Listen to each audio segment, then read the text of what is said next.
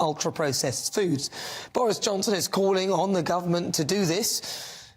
In his Daily Mail column, the former Prime Minister says that people don't know what they're feeding their families and there's too many extra ingredients. That's why I'm asking, should we put tobacco-style warnings on ultra-processed food? Well, joining me now to discuss, Steve Miller, former presenter of Fat Families, Helena Davidson, campaigner and policy expert at the Vegan Society. Right, so I'm going to start with you. Steve Miller, what do you think? Oh, I'm applauding Boris today. Good on you, mate.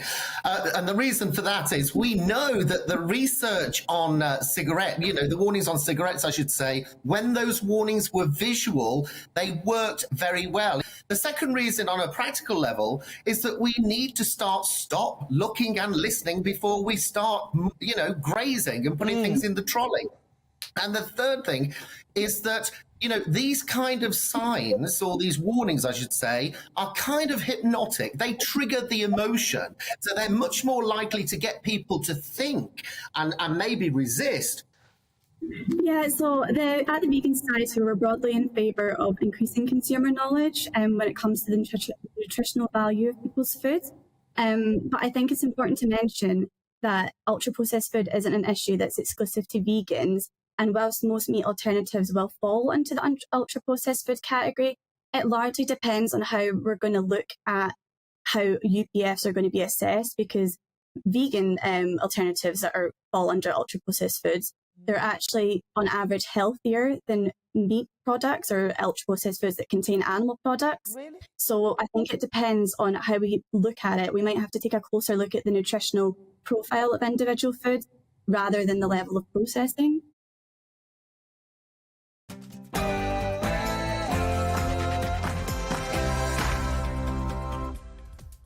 9:30 on Monday, the 18th of March. This is Britain's Newsroom on GBNews with Andrew Pearce and Bev Turner. Very good morning to you. So stick with me. That's the fight back message from the Prime Minister as rumours of a Penny Mordaunt takeover get louder.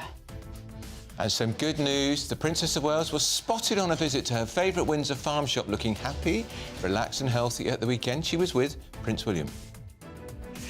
And a contemporary villain, that's how the former Prime Minister is being described in a display at the Victoria and Albert Museum in London. She's been put alongside Hitler and Osama bin Laden in terms of unpopularity. Is that a little unfair? And another act of wokery. Get this, staff at Lloyds TSB, the bank which owns Scottish Widows, won't use the word widows as it triggers upsetting memories for staff. Goodness me.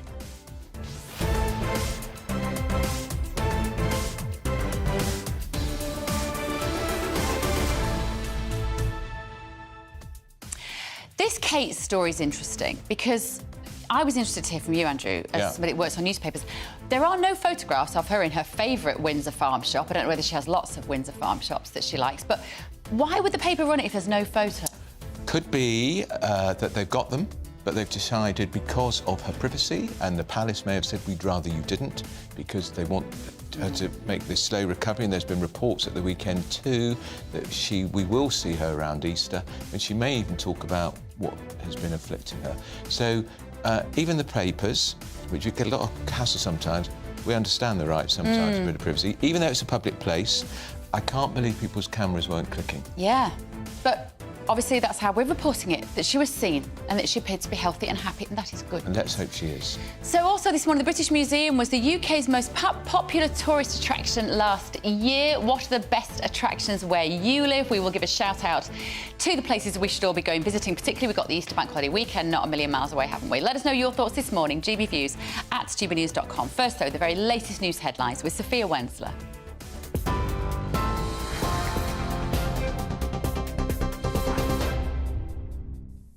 Bev, thank you. Good morning. It's 9:33. I'm Sophia Wensler in the GB Newsroom. Your top story this hour. The Prime Minister has urged Tory MPs to stick with the plan amid speculation about a challenge to his leadership. Rishi Sunak told backbenchers that the economy is turning a corner and pleaded for them to hold their nerve. He was forced to speak out yesterday as rumours swirled that right-wing Tories were lining up Penny Mordaunt to replace him. There's new relief promised for small businesses as Rishi Sunak announces plans for 20,000 new apprenticeships. The Prime Minister has pledged £60 million of new investment to cover a series of reforms, including fully funding training for young people and cutting red tape for small businesses. The government will pay the full cost of apprenticeships for people aged under 21 at small firms from the 1st of April. Labour said after 14 years of Tory economic failure, small firms were finding things harder and harder. The Defence Secretary says Vladimir Putin is behaving like a modern-day Stalin after the Russian president won a 5th term in office. Grant Shapps has accused Putin of stealing the Russian election after having opponents imprisoned or murdered. Early results last night showed Mr. Putin won nearly 88% of the vote. Thousands of people turned up at polling stations in Russia and in cities across the world to protest over his re-election. The Kremlin responded by promising to imprison anyone taking part for up to 5 years. And Britain's most successful female Olympian, Dame Laura Kenny, has announced her retirement from professional cycling. The 5-time gold medalist had been expected to compete at the Paris Games this summer. The 31-year-old welcomed her second son last year and said spending time at home with her family was proving more important to her. And for the latest stories, sign up to GB News Alerts by scanning the QR code on your screen or go to gbnews.com/alerts. Now it's back to Andrew and Bev.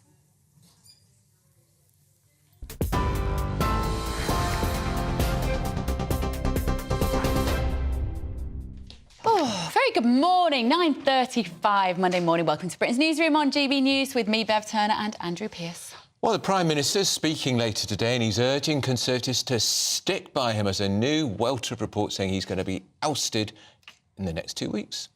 Some Tories are attempting to use the Leader of the House, Penny Mordaunt, as a candidate to trigger a leadership race.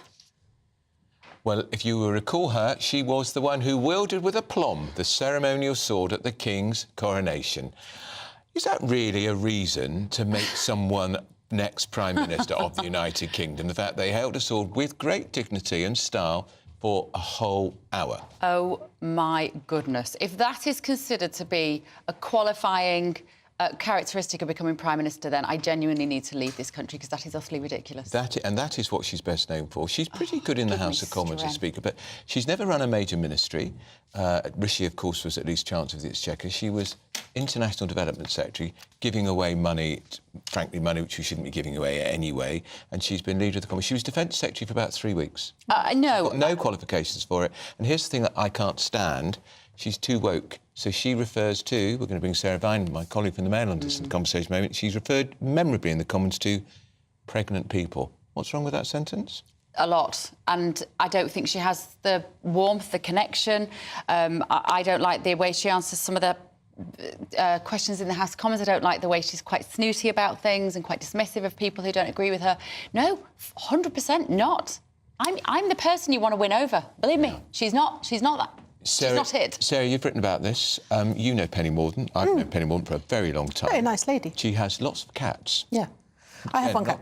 Not a reason to become Prime Minister. I mean, I think the thing is, the danger is, look, what happened last time the Tory party elected somebody on the basis of the grassroots choice. So she's doing really well on Conservative Home, which is the grassroots website.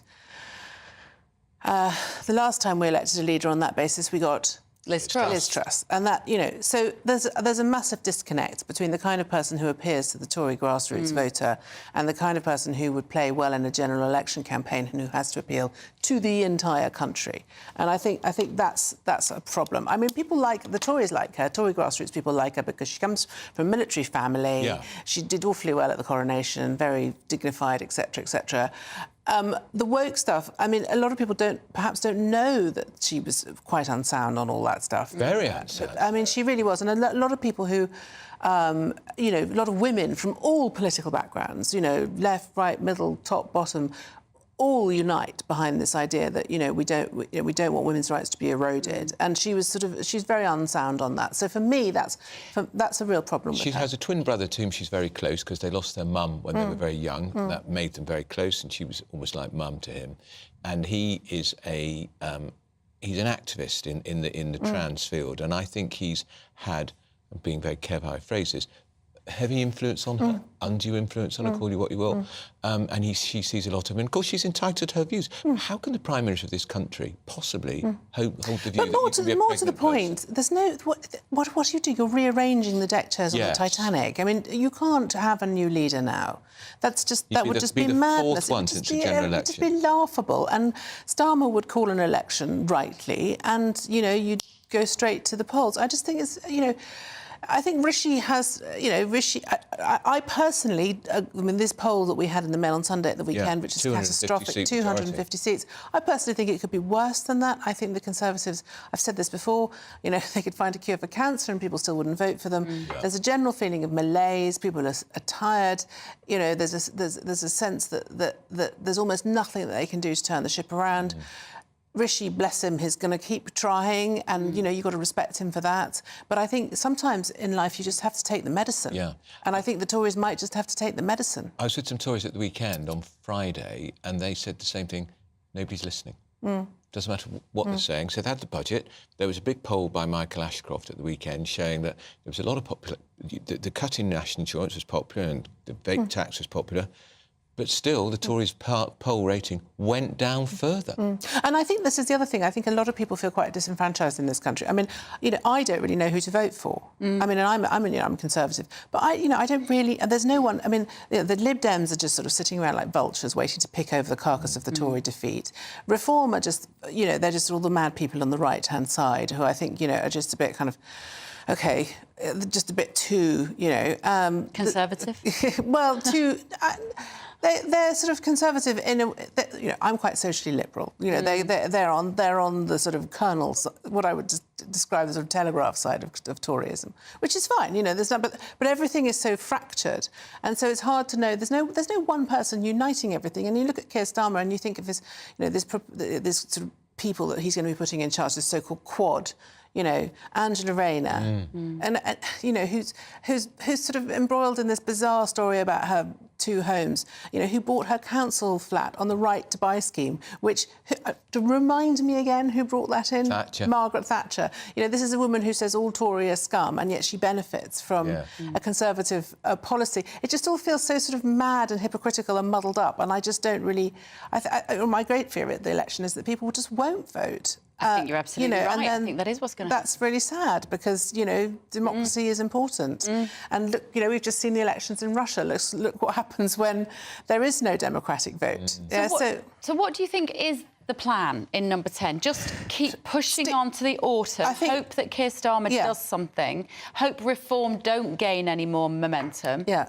Stick to the knitting, and I just think. Carry on. Stick to their knitting. I would just do that. I think Penny Mordaunt should come out today or tomorrow, whenever she feels ready, and say, look, I'm not running to be the leader. Yeah. Maybe Rishi could give her a job, you know? Nothing wrong with that. Yeah. Give her a job, give her something to do. If people, you know, if the grassroots Tories really like her, then give her a role, you know, fantastic. We're going to get a cut in inflation on Wednesday, we think. There could be a cut in interest rates.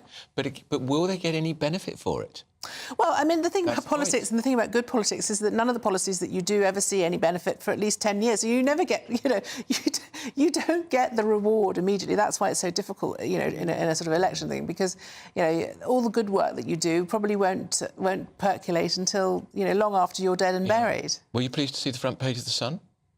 Kate? Yes, Windsor? absolutely. Yeah, lovely. We're going to talk about that in just a moment. That's a marvellous tease for everyone at home. The Princess of Wales, Andrew says, has been apparently seen out and about. We haven't seen any photos, though. And also, Sadiq Khan, any minute now, is going to be joined by Sir Keir Starmer to launch his bid to be re-elected as London Mayor. Cue the groan, Andrew Pearce. This is Britain's Newsroom on GB News. Dubes & Co. Weekdays from 6 p.m.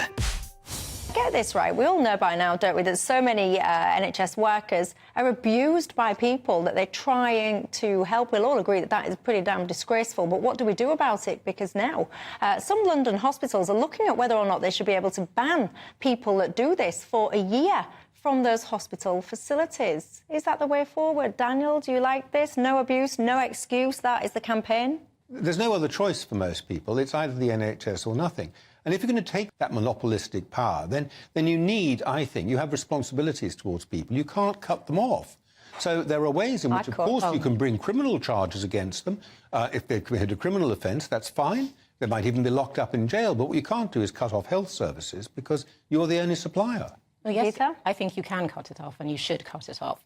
London is very different from everywhere else, and it goes back to a conversation about immigration. The majority of nurses in London are either African or Filipino, and it harks back to their nature and their culture. When you're younger, your parents look after you. When you're older, you look after them. They don't go into homes. So there's a way that a threshold of tolerance they have that is above and beyond most people. So, because I found like when I was younger, most of the nurses were white. Now they work in hospitals in Ascot and Somerset. London is the war zone.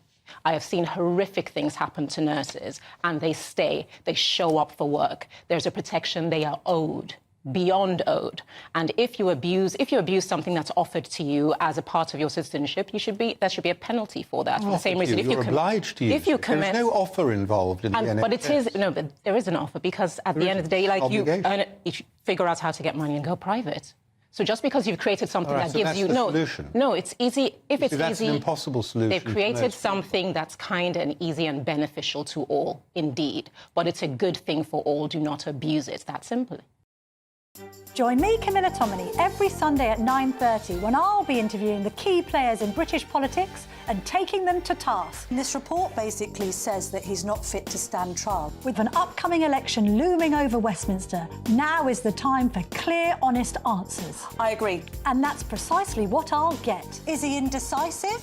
Incompetent? That's the Camilla Tominey Show at 9:30 every Sunday on GB News, the People's Channel, Britain's election channel. I'm Michelle Dewberry, and I'm not here to tell you what to think. I'd much rather hear what you have to say. So send in your opinions to gbviews@gbnews.com. Keep them clean, and you never know, I might read them out.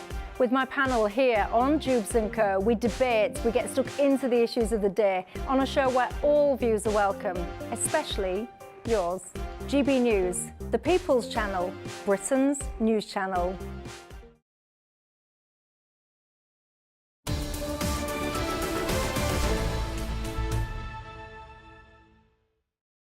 Well, we've still got in the studio trailed Sarah Vine from the Daily Mail. Now, we're talking about Catherine Middleton. Here's the front page of The Sun. They have a scoop. Kate outdoors. She's seen out with William at farm. First public trip ends web rumours. That photograph, however, is not of Kate at the farm store because The Sun haven't published a photograph of her. They may have one, in which case they're choosing not to run it. Sarah Vine, what to make of all this? Well, that's a bit naughty of them to make it look like that's a picture. Because it does look like that. Yeah, it does. I mean... When you think the controversy over photographs and Kate... Yeah, exactly. It's a bit naughty. And they're not the... almost every media publication has done this morning. I was woken up bleary-eyed, looking at my phone early this morning to see her on a website and zooming in. How does she look? Does she look tired? Does she look well? And I realised I was looking at a photo from May 23. Yeah, I know. I mean, it's good. It's nice that she's out and about and feeling better. And I honestly think that, I mean, I don't know if your viewers spend much time on the internet, but the rumours that are out on the internet about her are just unbelievable. And it's a reminder of what an absolute kind of Wild West the internet is. Yeah. I mean, we think that's a little bit cheeky. Yes, that is a little bit cheeky. But what's online is beyond. I mean, absolutely beyond. They have handled it terribly, though, haven't they? Well, they have, but I think also that I just don't think they kind of understand the extent to which the madness of the internet has contributed to all of this. I mean, I've seen awful stuff online, and especially on sites like TikTok, where people have sort of mocked things up, and it's just been awful. And it's completely unregulated. There's no comeback. You can't stop. Well, I don't think that's because I think that at a certain point, you can't say that some of the stuff that's online is actually really libelous about that. And the thing is, you say good, Bet, but we're regulated here. You need some regulation, but you can't just go mad. As a TV station and a radio station, the newspapers are regulated, but Facebook, which is, to my mind, a media outlet, has no regulation. But also, there are a lot of people online who will look at something on TikTok, a mock-up of her in whatever way, and think that that's real. But we've just said how all these papers have got pictures that they're passing off as Real? No, but I just the mainstream media is doing the same thing. That's very cheeky, I agree. If you read the story, it does say we have no photograph. Yeah. It does say that. But people don't always read the story. No. So, I mean, nobody is blameless in this. I think the most important thing in terms of this story is that there is a woman at the centre of this who is clearly struggling with her health. And the other question, the supplementary question really is, what is our relationship as the public with the royal family? And how much honesty do they have to give us as their subjects? I mean, personally, I've always thought that, you know, if she's got something wrong with her, then that's her business and we don't need to know the details of it. But I do think that what you say is true, that the palace have handled it really quite badly.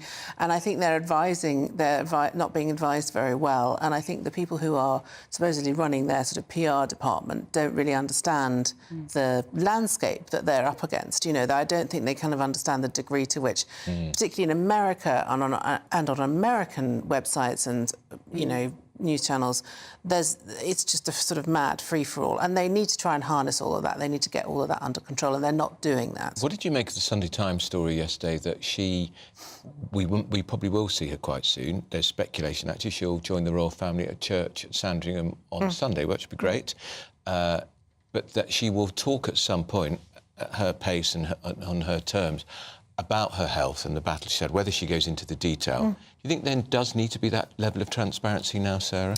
I think it's up to her. I think it depends how she feels about it. I do think that even if you're a celebrity or you know, whether you're very famous or whether you're a royal, you know, there are some things that are personal, aren't they, and need to remain personal. I mean, if she feels whatever it is that's wrong with her, if she feels she wants to talk about it because because it could have a wider benefit, you know, then that's a good idea. But it has to be her decision. But I don't think that was that wasn't the problem that we had last week. It was the fact that things had been altered, you know, and I think people would rather, you know, I think if you say to people, look, I'm really sorry, I don't want to talk about what's happened to me. It's very personal and I don't really want to share it. I'm sorry, but I'm okay. That's one thing. But if you sort of try and manipulate but also, as we're saying that, how anachronistic is that in a world where everybody broadcasts everything about their life? And I think that's why the younger generation who maybe are on social media are leaping to conclusions because they're like, privacy? We don't do privacy. Everyone overshares all the time. Everyone overshares everything. And also, particularly women of Kate's sort of age as well now, everything is all about menopause or fertility problems or weight issues.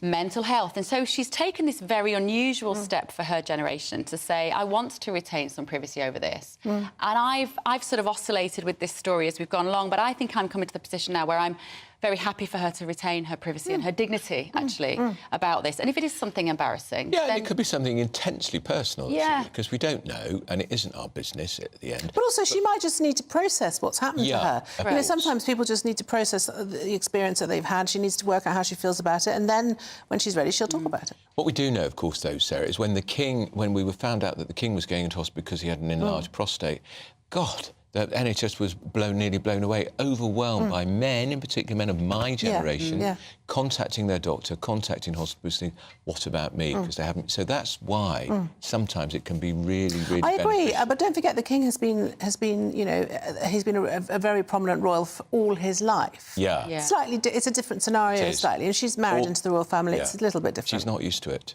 Well, she is sort of used to it, but she's not. You know, she wasn't born to it. It doesn't. It isn't sort of hardwired into her. In the way that it is with him. And without her, I would genuinely be fearful for the future of the royal family. Oh, I mean, honestly, last week was very interesting for us at the Daily Mail because we had such an outpouring of support for her. And it's very clear that people in this country absolutely adore her and think she is a fantastic addition to the royal family. She is. And I think that the royals really need to be very conscious of that fact. And you know, she's an absolute asset to them. Yeah, she looks the part, she sounds the part, she doesn't put a foot wrong. No. She's a great ambassador. And she's not competing for she understands the assignment, as they say. Exactly. You know, whereas Meghan really always was very conscious that she was being overshadowed by everybody else. Meghan wanted to be the star. That's not Kate. Kate knows the royal family. Well, Meghan's now very busy, you know, being the new Nigella Lawson. Yes. I noticed that whole new website she's launched about promoting herself. What's it called? American Riviera Orchard. It's like word salad. I thought you know that app, What 3 Words? Which I thought it was the What 3 Words address for Montecito. And the 2 words that were missing, Prince Harry? Yes. Not mentioned anywhere. Well, Andrew, somebody's got to make some money, and it's obviously we haven't quite worked out what his particular skill set is yet, have we? The outrageous bit... Dissing his family. The outrageous bit for me of her relaunching this brand is that she's done it under the Duchess of Sussex. Of course she has. Surely you hate the family, you hate the role, and yet you're happy to keep... And I want to be one of the world's great feminists. Is that what she said? Oh, yeah. Oh, yeah. Oh, bless her. Well, good luck to her. Right, Sarah, I think we've got time for one more question. Oh, one more question. Margaret Thatcher being put in the same group as Adolf Hitler and Osama bin Laden as contemporary baddies. I don't know. I'd like to think that it's just that they're just a bit ignorant and don't really understand history. It's the Victoria and Albert Museum. I mean, it's in the Victoria How can they Albert not Museum. understand history, Sarah? The thing is, I think we can all agree that Margaret Thatcher was a controversial political figure, but I wouldn't describe her as a villain. No. And, or a fascist who killed 6 million Jews. Exactly. I mean, I don't know. I mean, my daughter, who's 20, has a theory that the reason that the world is going to pot is because it's now being run by millennials who have never read a history book. This is true. And I don't know. I imagine it's some sort of, very woke 30-year-old. Well, the V&A, of course, which has made this terrible comparison, is run by a former Labour MP called Tristram Hunt, who is, of course, an historian. Clearly not a very good one. Well, if Tristram Hunt is watching, one. do email us and let us know your justification for putting Margaret Thatcher in that group. Right, thanks so much, Sarah. Up next, Sadiq Khan is going to relaunch his London mayoral bid any minute now. Can't wait. What could he promise you? So that you would vote for him in the mayoral elections, and if not him, who? GBviews at gbnews.com. Here, though, is the weather with Craig Snell.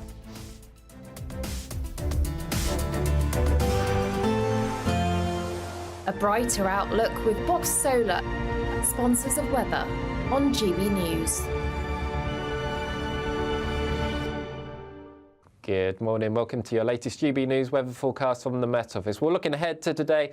I think most of us should see some sunshine, but unfortunately there is some further rain on the horizon. But back to this morning, we do have this band of cloud across more central parts of the country. Some spots of rain in places too. But either side, there is some good amounts of sunshine.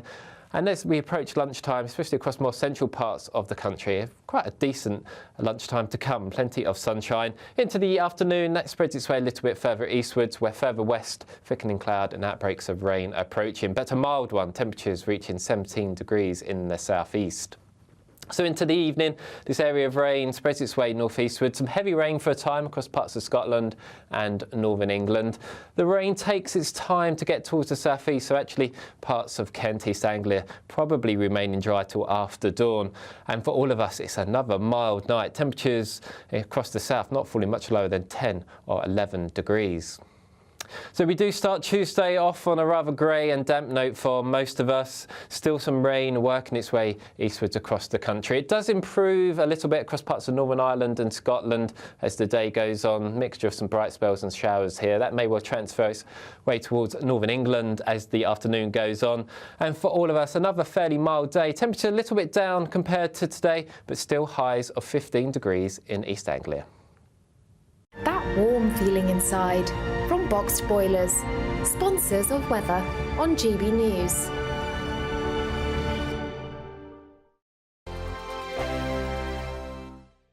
Time is ticking on your chance to win the Great British Giveaway. There's a massive £12,345 in tax-free cash to spend however you like, along with £500 in shopping vouchers for your favourite store, a games console, a pizza oven and a portable Sonos smart speaker. And the best news? You could be our next big winner, just like Phil. Didn't quite believe it and still can't.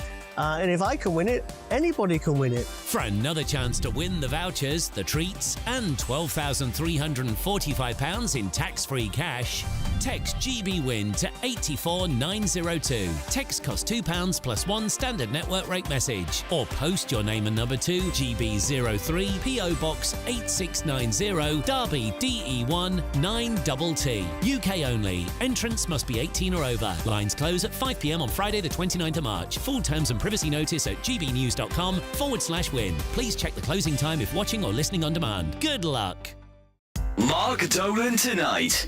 Weekends from 9 p.m.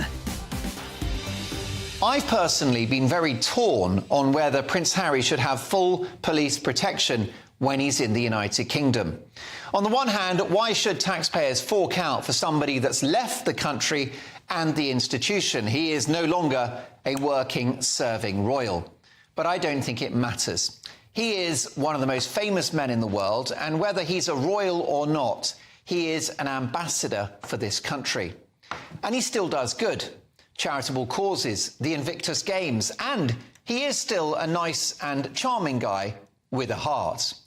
And whilst he has left the royal family and departed these shores, he was and remains the son of King Charles. That is a biological fact. Well, let's hope so. And it wasn't his choice to be born into royalty. It wasn't his choice to be the son of the king. And for that reason, I think he should have equal police protection to his brother William when he is in this country. He couldn't be a more high-profile figure, and unfortunately, like all the royals, Harry will be a target for some very bad people. I fear that if, God forbid, anything happened to him or his family, the authorities would have blood on their hands. So, it's not often that I back Prince Harry, but on this one, he has my support. Look what happened to his poor mum, killed in a Paris tunnel in the 1990s with an allegedly drunk chauffeur.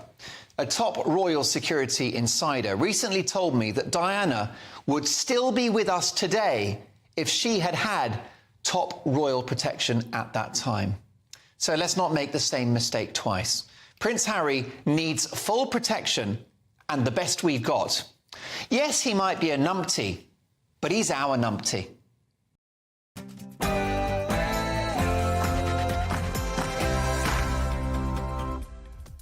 Good morning, it's 10 o'clock on Monday the 18th of March. This is Britain's Newsroom on GB News with me, Bev Turner and Andrew Pearce. Well, stick with me. That's the fighting message from the Prime Minister this morning as rumours grow of Penny Mordaunt, the Leader of the Commons, being parachuted in to replace him.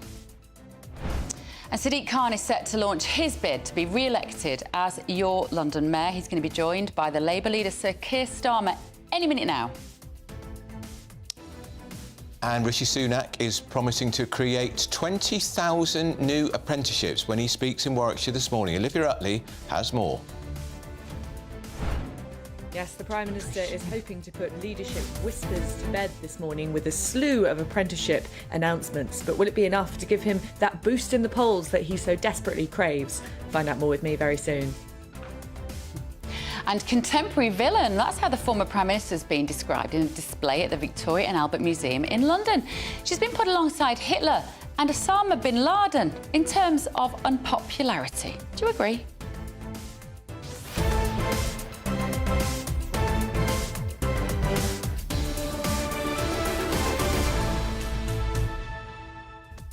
I think it's a little harsh, that. A little harsh, outrageous. It's ridiculous. I speak as one who has a life-size cutout of Margaret Thatcher in my study at home. I loved her. Let us know your thoughts. Could do with her now. We could do with her now. gbviews@gbnews.com is the email address. First, the very latest news with Sophia Wensler.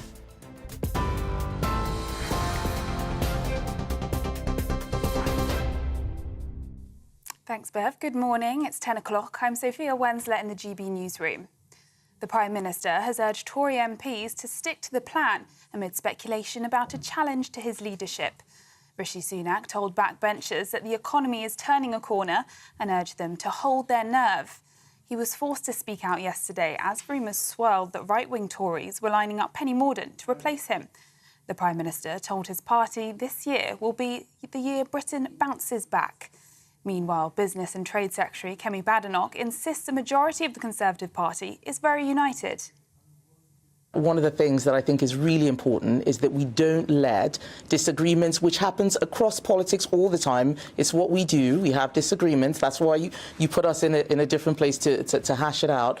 We should not let disagreements turn into speculation about existential issues of the party. And I think that it's really important that people like me continue to tell the public about the jobs that we are doing and how we are making their lives better. And that's what I'm here to do today.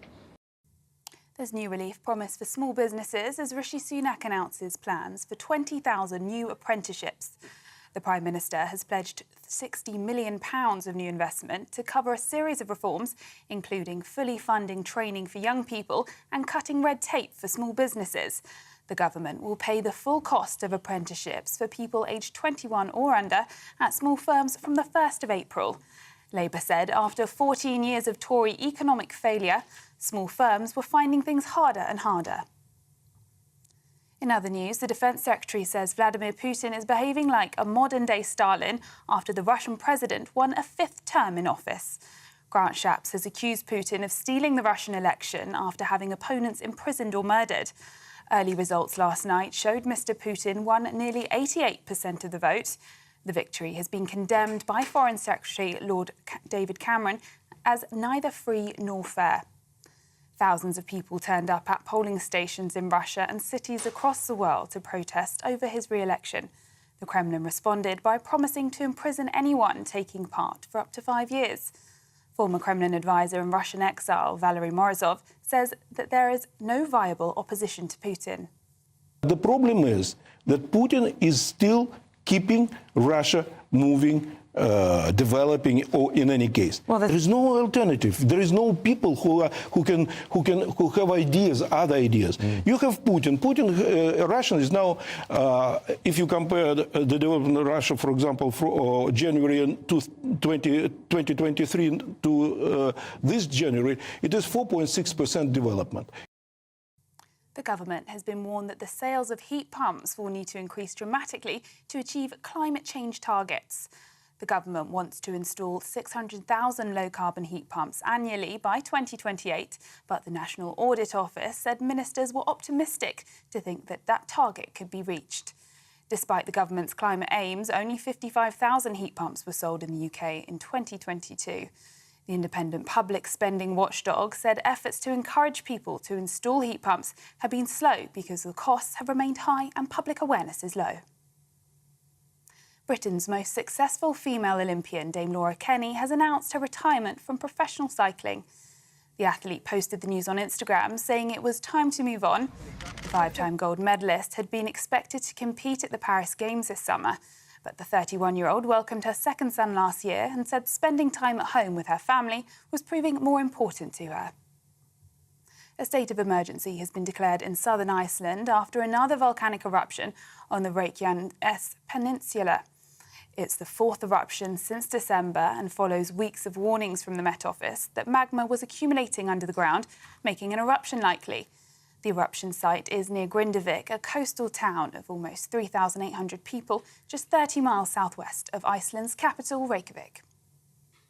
And we could see flying taxis take to the skies in 2 years under the government's new drone plans. The Department for Transport has proposed flying taxis without pilots on board by 2030 as part of its Future of Flight Action Plan. The flight plan would mean the adoption of technology once confined to the realm of sci-fi. New York City Mayor Eric Adams unveiled a similar plan in November last year to use electric air taxis by 2025. And for the latest story, sign up to GB News Alerts by scanning the QR code on your screen or go to gbnews.com/alerts. Now it's back to Andrew and Bev.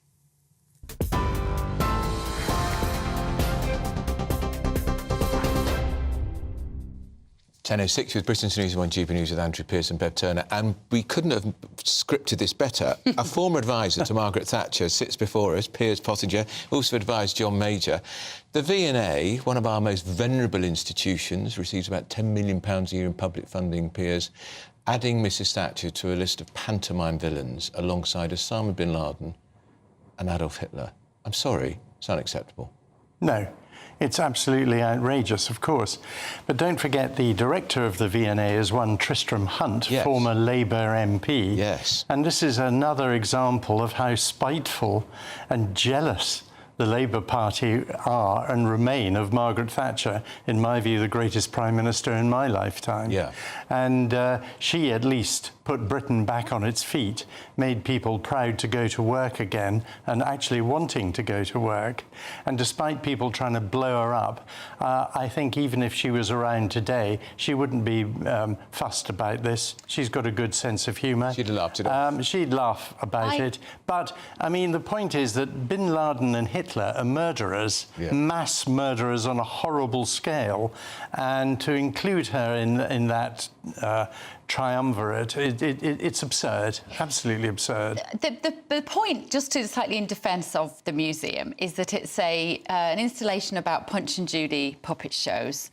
So they say, over the years, the evil character in the Seaside puppet show has shifted from the devil to unpopular public figures, including Adolf Hitler, Margaret Thatcher and Osama bin Laden, to offer contemporary villains. So they're not actually saying, are they, that she's as bad as them? She's saying over the years she has been transposed as the villain in a Punch and Judy show. The V&A, named after one of our greatest monarchs, Victoria, Empress of India. I just think it's a joke, because actually they know the impact this will have. What are the headlines? Maggie is as bad as bin Laden. Of course, they were trying to get headlines, and Tristram Hunt will enjoy this. Yeah, and he's supposed to be an historian, but... And also they're trying to promote an exhibition which, quite frankly, I don't think many people would be rushing to. Yeah. Because Punch and Judy are Punch and Judy, and very entertaining they are on Brighton Beach, or they used to be. But they've probably been banned now for political correctness. They probably have, because of the domestic violence. Yes. And, of course, sausages are probably, you know, ultra-processed foods. Yeah. But for goodness sake, you know, wokery can go so far. Yeah. But I do think that it's unfortunate they used bin Laden and Hitler with Margaret. There are always popular contemporary villains, and almost any prime minister is going to be the subject of humour and attack and satire, and that's as it should be. I find it a little implausible that any Punch and Judy show would ever have Osama bin Laden as the character, given that the children watching it wouldn't have any idea who he is anyway. But also, bin Laden was part of a medieval Islamist cult that wanted to buried women alive for the sin of being women. This was the first woman prime minister in Europe, and the most successful. Yeah. Is Penny Mordaunt the new Margaret Thatcher? No, I don't think so. Because some Tories think she should be the next leader. Yes, but I mean, this is just... the Tories seem to be on a suicide wish, destroying themselves by the day. And a new leader isn't going to make any difference now. Not from this bunch. I think we need to clear the board and get someone fresh in. Penny, don't forget, she once studied drama at the Victory Road Theatre School in Portsmouth. And she also was a magician's assistant, and I think she'd need to wave a magic wand rather than holding a sword if she's going to be anything like. And also, when she was Secretary of Defence, Secretary of State for Defence, 3 months, less than 3 months. Actually, everything she's done only lasts a very short time. And in the House as leader, she spends a long time having a go at the SNP and everything. She reads from a script at the dispatch box. I mean, it's all written for her by someone else. I don't think she's a lady of substance. I think she is a reasonable backbench MP at best. And when she was minister, my sources tell me that in her ministerial roles outside being leader of the House, she was lazy, wasn't impressive, didn't really understand some of the briefs, let alone read them properly. I mean, I don't think she would be, and I don't think the British public would be conned for 1 minute into thinking by making Penny Mordaunt leader of the Conservatives, they deserve to be re-elected, because they don't. What did Margaret Thatcher have, Piers, that none of this current crop of politicians seem to have? And was it something about the culture at the time that meant she could be true to her character, whereby it wouldn't be popular now? She had principles, she had vision, she believed in the basic conservative values that true conservatives, who've now been abandoned by Rishi and his mob, believe in. And it's actually, I think if she was here today, she'd probably be a member of the Reform Party. She would deny that, of course, because she would say she'd have been a lifelong Tory. She would have been, but if she'd still been around and had any kind of influence, I don't think the Conservatives would be in this mess. I mean, she had principles, she had visions, she stuck to her guns. The lady's not for turning, except when she did a U-turn. And she was a fearless, strong politician who also had enormous impact when she spoke. She's very clever. She was a natural communicator by being very small in terms of the output. She did very... Prime Minister, I mean, like Rishi today is making some speech about creating 20,000 apprentices. Well, that's not going to make any difference to the outcome of the election at all. And while some of his things that he's doing are OK, this, quite frankly, is a ministerial announcement, not a prime ministerial announcement. And the trouble is people don't see him as a leader of stature. Everyone, even the left wing, had a grudging respect for Margaret Thatcher because she was a strong, tough leader. And her interventions were rare, her interviews were rare, because then when you heard from her, you listened to her. Yeah. And she was formidable in the Commons, of course. I mean, there was a famous time when she was having dinner with her cabinet in the Ritz, and they were taking the order for the main course, and they all ordered beef or lamb or fish. And the waiter said to Margaret, and the vegetables, she said, they'll have the same as me. I don't know if that story's true, but it's a lovely story. Well, I like certainly to think it's true, yes. Certainly apocryphal. Right, very thanks, good. Piers. Thank you so much for joining us. Now, still to come this morning, Rishi Sunak is set to give a speech about apprenticeships, as Piers just mentioned. Is he going to mention the rumoured plot to replace him with Penny Mordaunt? I'm guessing. He should make a joke about it. Probably not. That's what he should do, make a joke about it, because then that shows it's not serious. Don't you think, Piers? Yes, make absolutely. a joke about it. Yes, I mean, yeah. And she should actually deny it. Yeah, she should. Because playing this game, this is her third attempt to be leader. I know. I ripped her in the mouth. Silly. It's silly for her. It's not doing her any good, in my view. Yeah, well, if he comes out in a dress holding a sword, we'll take that as a comedy line from him. Right, this is Britain's Newsroom on GB News. Don't go anywhere.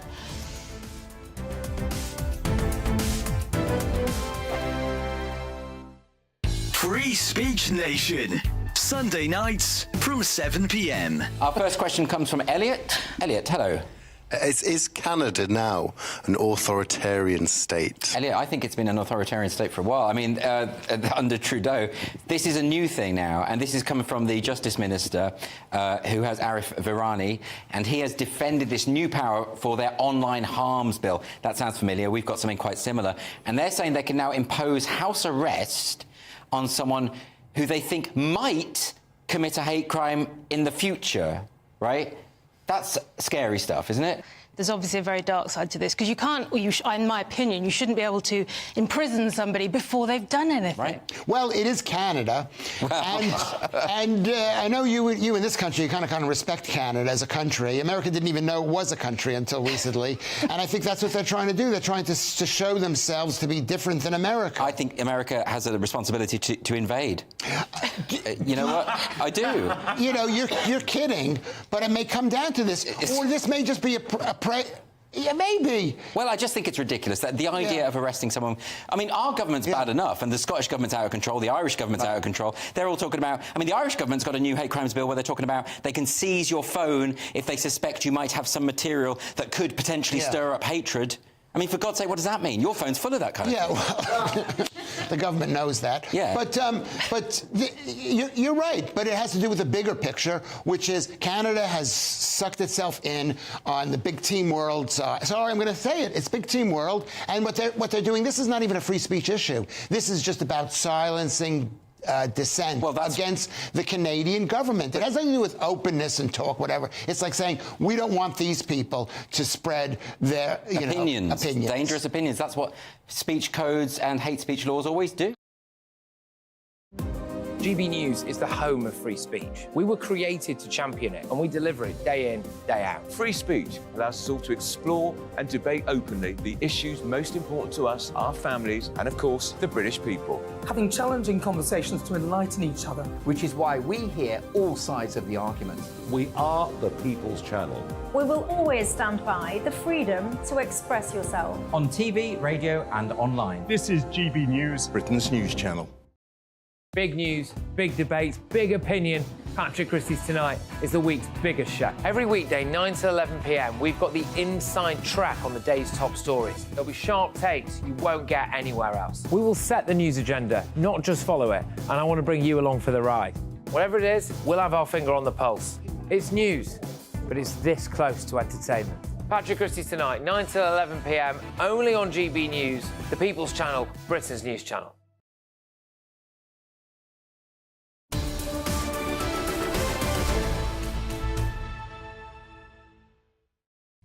10:17 with Britain's News on GB News with Andrew Pearce and Bev Turner. We're joined in the studio now by former Labour advisor Matthew Larser and author and broadcaster Emma Wolfe in the studio. Good morning to you both. Right, let's start with this Shakespeare Week woke warnings. Yes. I almost know what the story is about. Yes. It's almost as if it's been written by sort of chat GPT for the culture wars. Yeah. So Shakespeare's Globe is offering on its own website for people who go to book tickets for plays like Richard III, The Comedy of Errors or The Taming of the Shrew. It now has warnings over the content, including misogynistic themes, racism and offensive language, violence and death. I mean, you think by the title of Taming of the Shrew, you'd get the misogynistic theme. And you think people might sort of have a vague clue, because these books have been around for 400 years. Exactly. But, of course, in the defence, the Globe would say, obviously, there are people who don't know Shakespeare, people who come from different countries, where Shakespeare may not be so much a big part of the dialoc. I mean, but I think... You're not defending it, are you? I'm not. I'll defend it vaguely. Look, when my mum died a few years ago, I ended up seeing a play. I didn't... sort of about 2 weeks later, which is all about somebody's mum die. I could have done without that, so I'm not totally against... Is that a Shakespeare play? No, it was a modern play. So I'm not against them totally. I think with Shakespeare it's a bit daft. But if you'd had a warning at the start of that play to say this story will involve the death of a mother, would you have got up and walked out? No, but if I'd read it beforehand, I probably wouldn't have booked a ticket. You probably should have... At that moment, yeah. I should have read about it more properly, so partly it was my fault, you know. I'm sorry about your mum. Personal responsibility. Yes, exactly. Absolutely, yeah. So, you know, I'm just saying it's an issue, you know, but I think sort of, you know, people who go to the Taming of the Shrew might have a clue from the title that it's perhaps not, you know, it's not written on an American campus circa 2024. And it was a rather magnificent film with Liz Taylor.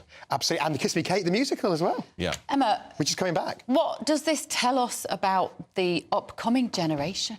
I just think this is genuinely sad. I mean, if this actually prevents any young people from going to any of these Shakespeare plays, look, it's a trigger warning. Hopefully, schools and, you know, young people and general audiences will still go.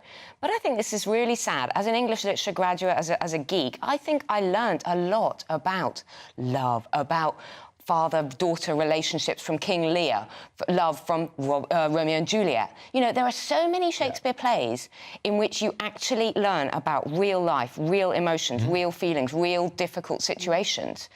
I don't agree with you about The Taming of the Shrew. I think it's one of those titles you think, what is that about? Because we're not allowed to call women shrews anymore, are we? For young people, they wouldn't know the term. Shakespeare's the real deal. You know, this is life, and this is why we have a generation of snowflakes who can't deal with anything challenging or anything that makes them feel uncomfortable or upset or unhappy or challenged, because they've been shielded and wrapped in cotton wool. And you are a descendant of Virginia Woolf. That is who wrote about she committed suicide in the end, but she wrote about, look, Orlando is the first transgender novel. You know, it's a man who becomes, it's a woman who becomes a man who becomes a woman again. Yeah. So I just think... What would she say? What would she say to all this? But also, can we just deal with the fact that life isn't easy and that life is full of really tough stuff? But do you think... It's not going to be an easy ride, and you're not going to be happy every day. Do you think these people who are trying to protect these teenagers and students want this?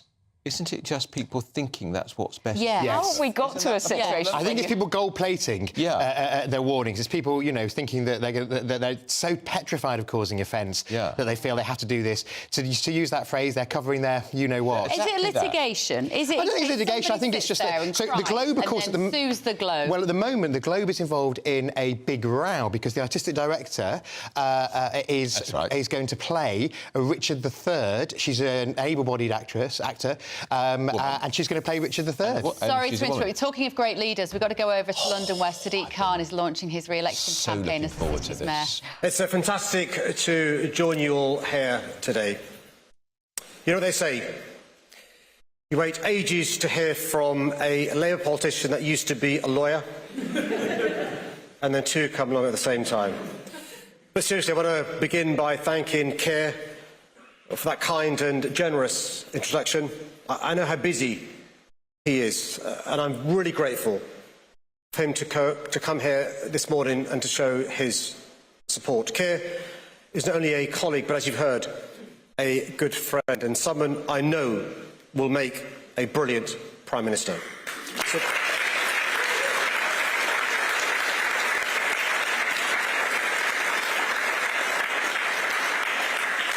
So for everything he's done for our party and for everything he'll do for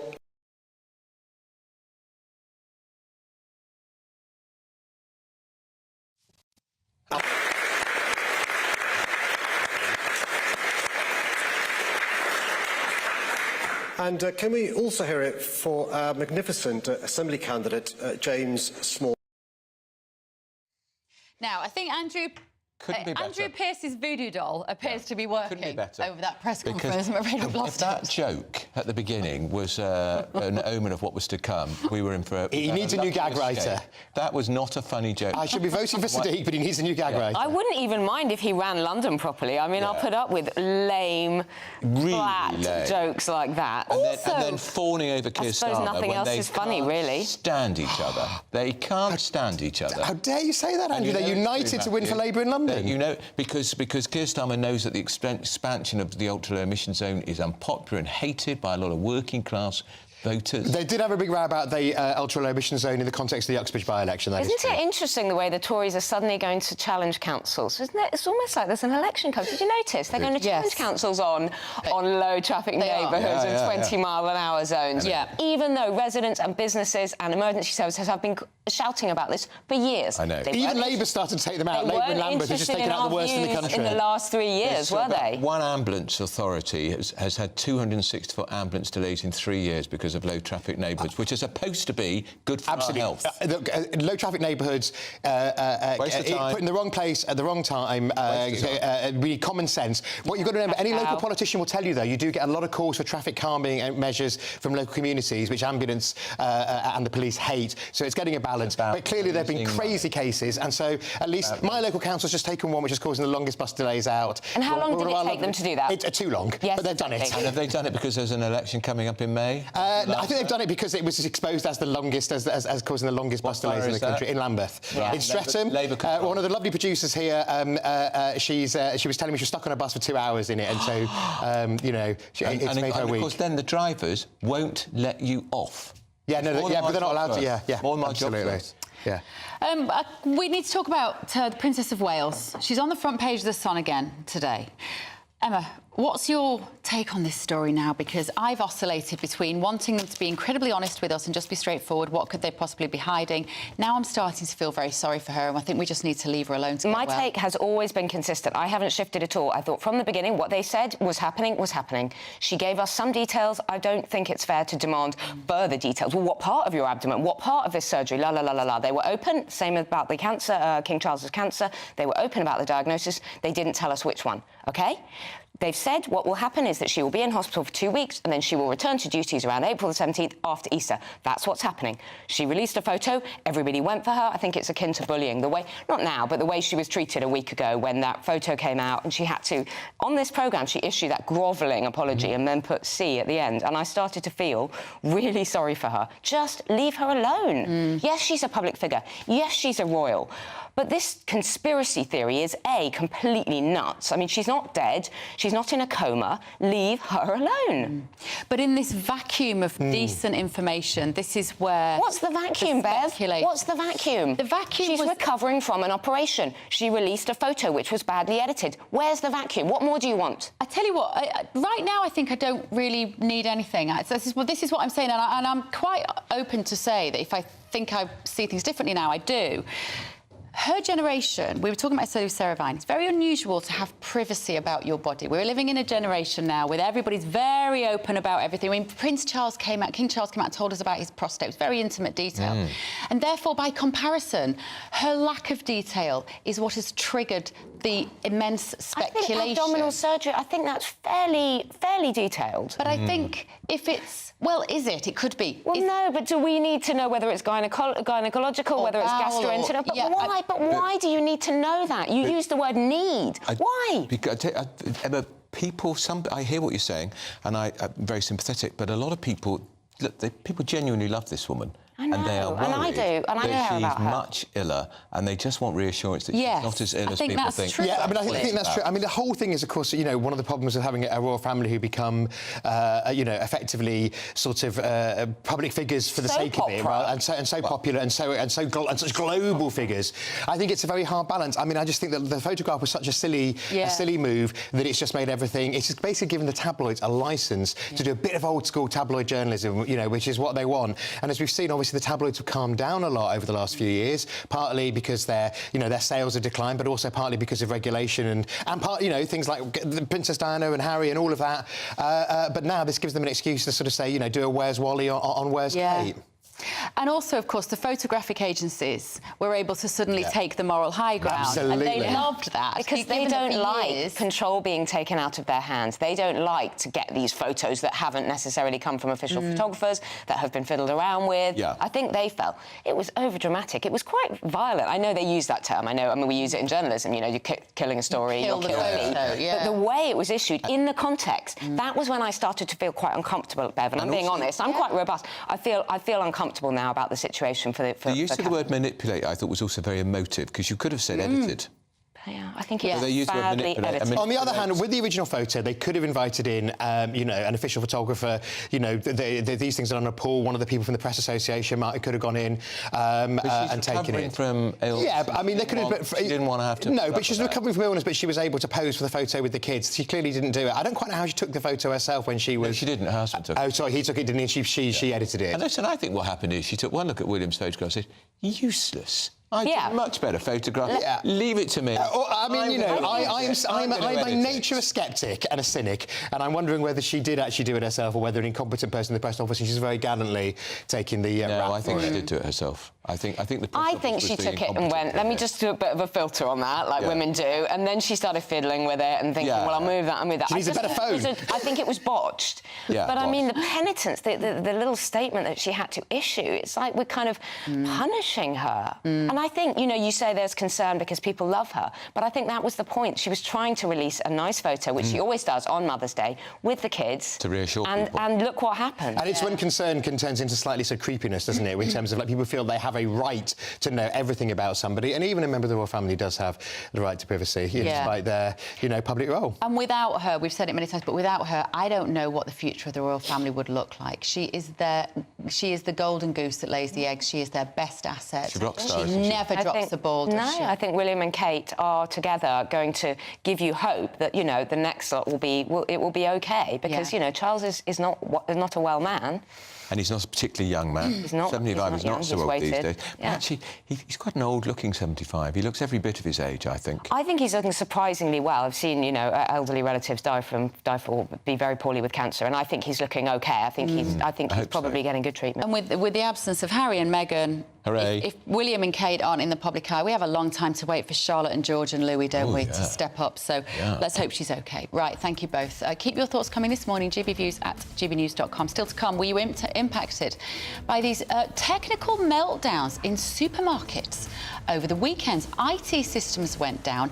No one could pay. And good if you had a checkbook. No shopping delivery. They don't take checks anymore. Good if you had cash. But they must have lost millions. Yeah. And much more after your morning's news with Sophia Wensler.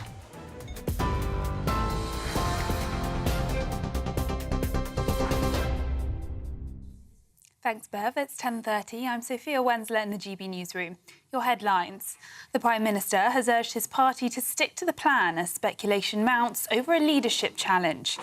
Rishi Sunak told backbenchers that the economy is turning a corner and pleaded for them to hold their nerve.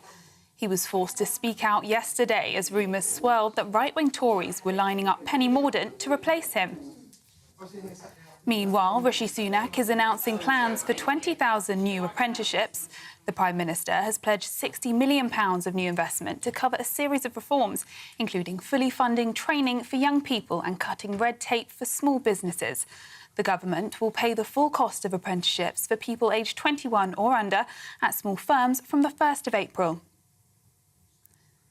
Britain's most successful female Olympian, Dame Laura Kenny, has announced her retirement from professional cycling.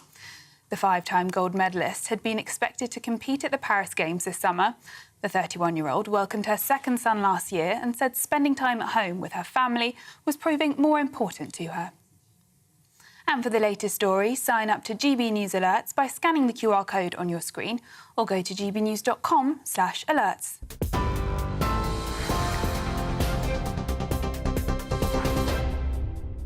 For stunning gold and silver coins you'll always value, Rosland Gold proudly sponsors the GB News Financial Report.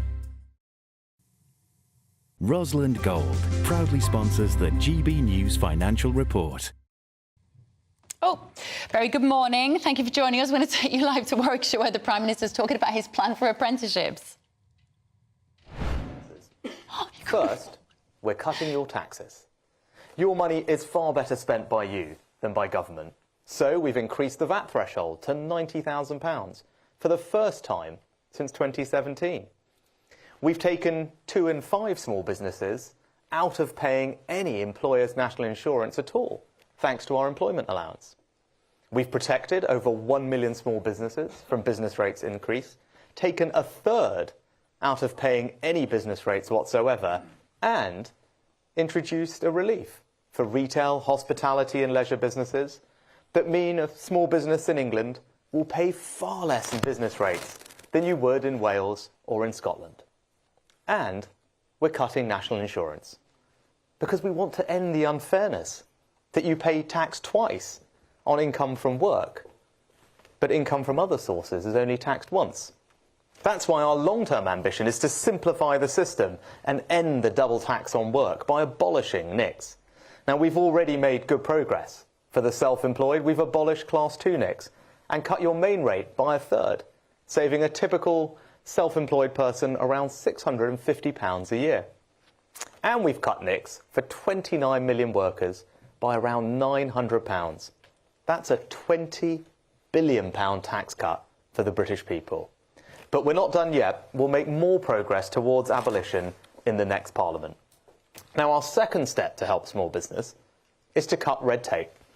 Since leaving the EU, we've revoked or reformed more than 2,000 EU laws, with 500 more coming this year, delivering more than £1 billion of savings for businesses and customers. But today, we can go further. We're announcing a new simplification package expected to save small businesses around £150 million a year. Now, take the rules that define who can qualify as a small business. It really matters, because if you don't qualify, suddenly you're hit with a load of extra paperwork. But now, we get to decide these definitions, not the EU. So we're changing the rules to ensure that far fewer businesses are hit by these burdens. We're also tackling late payments with strict new rules that mean any company bidding for large government contracts must show that they pay their own invoices within 45 days. And we're also making it easier for you to hire apprentices. Apprenticeships benefit young people and the businesses who hire them. But for SMEs, the system can be expensive and confusing, despite the huge progress. So, to ensure that funding is available whenever there is demand for apprenticeships, we're increasing the apprenticeship budget by £40 million. And for small businesses hiring young apprentices, we will now fund the cost of their training in full. This will cut costs for businesses and training providers and support thousands more young people to start an apprentice.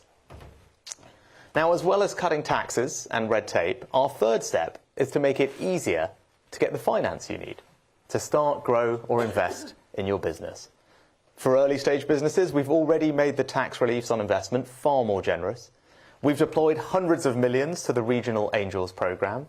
For larger companies, we've committed £1.6 billion into growth funds in every region of the country, including £400 million right here in the Midlands, as well as the £1 billion startup loan scheme, which has helped over 100,000 businesses, like Castor, started by 2 brothers in their parents' kitchen in the Wirral, and now a multi-million-pound sportswear company. This is all about the government directly funding... So that's the Prime Minister. He's speaking in Warwickshire. This is all about getting his campaign back onto the economy because the budget sank without trace. Well, of course it sank without trace because last week the Tory party spent all week talking about definitions of extremism. If you want people to talk about the national insurance cuts, talk about it every day. Every day. That's what Blair did. Education, education, education. If you say it often enough, they think people will get it. And also, don't talk about NICs, Prime Minister. We're talking about NICs. I hate it when people use acronyms, which people don't always understand. National insurance contributions, fine. But when you talk about NICs at a lectern, you just look like you're talking to your corporate board members, really. It makes him sound geeky. Didn't look like his heart was in it, did it? And that is one of the criticisms. Yeah, I mean, this follows the poll. Tough gig. Sonny's saying they're going to lose by 250 seats. They've got to talk about the economy, the economy, the economy. But, you know, when the press conference starts afterwards, all they'll ask him about is Penny Mordaunt. Yeah, right. We've got some views. I was going to read them, but we've run out of time. Don't go anywhere. This is Britain's Newsroom on GB News. Back in a minute. Headliners. Tomorrow's papers tonight. Every night from 11 p.m. Is a debate on gender really a far-right issue? Far right. I'm so bored of that phrase, you know what I mean? Like, anyone who talks about... anyone who acknowledges that there are two sexes is suddenly far right, because that's what Hitler and Mussolini were all about. This question from Shirley is, of course, about Labour. They've been accused of being undemocratic because they pressured a pub into cancelling a debate, and this debate features Kelly J. Keane, who's been on this show a couple of times, and she's a campaigner, and she was just on the panel, and then they got a letter saying that they couldn't do it because Kelly J. Keane apparently attracts far-right groups. Now, they've tried this trick before, but because some awful, ghastly neo-Nazi types turned up near to an event that she was holding in Australia, they kind of tried to blame that on her and suggest that the two were the same thing. They weren't. That was an opportunistic group turning up to... they're not... Neo-Nazis aren't pro-feminist. They're not pro an event called Let Women Speak. That's just ridiculous. New Zealand's TV blurred her touching her zip because they said that her touching her zip was a far-right dog whistle because she's making that symbol. Yeah, but she wasn't making the symbol, she was just adjusting a zip. Yeah, and also, this isn't a far-right symbol. I mean, that was incredible because she obviously wasn't making that symbol anyway. She was just adjusting a top. But this New Zealand news channel blurred out the hand so that they could pretend that it was some horrible ghastly... I mean, this is learning stuff, isn't it? She's talked about having voted Labour in the past. She's so not far-right. But also, even if she were right-wing, which she isn't, why would they be banning a panel where there's a discussion about one of the most important issues of our day? What are Labour playing at here? They're anti-democratic, aren't they? They're just kind of playing whack-a-mole with things they don't like. I think maybe I'll write to the pub and say I do want to see Kelly J. Keane there. Yeah, but they won't listen to you well, if you no, say that, will they? Because won't. you've got the unfashionable opinion, Chris. Well, and the unfashionable workplace. I'm Christopher Hope. And I'm Gloria Di Piero, bringing you PMQs Live here on GB News. Whenever Parliament is in session on a Wednesday at midday, we'll bring you live coverage of Prime Minister's questions. We'll be asking our viewers and listeners to submit the questions that they would like to put to the Prime Minister, and we'll put that to our panel of top politicians in our Westminster studio. That's PMQs Live here on GB News, Britain's election channel. I think the most exciting bit for me is talking to people. People who I think are ignored often by the major news channels. We're going to give news they want to hear. There's a voice there that needs to be heard. I think there's a chance here for a diversity of opinion to be expressed, which you don't find elsewhere. It's really exciting. We don't hold back. We're free to say how decisions that are taken here affect us all around the country. Only on GB News, the People's Channel, Britain's news channel.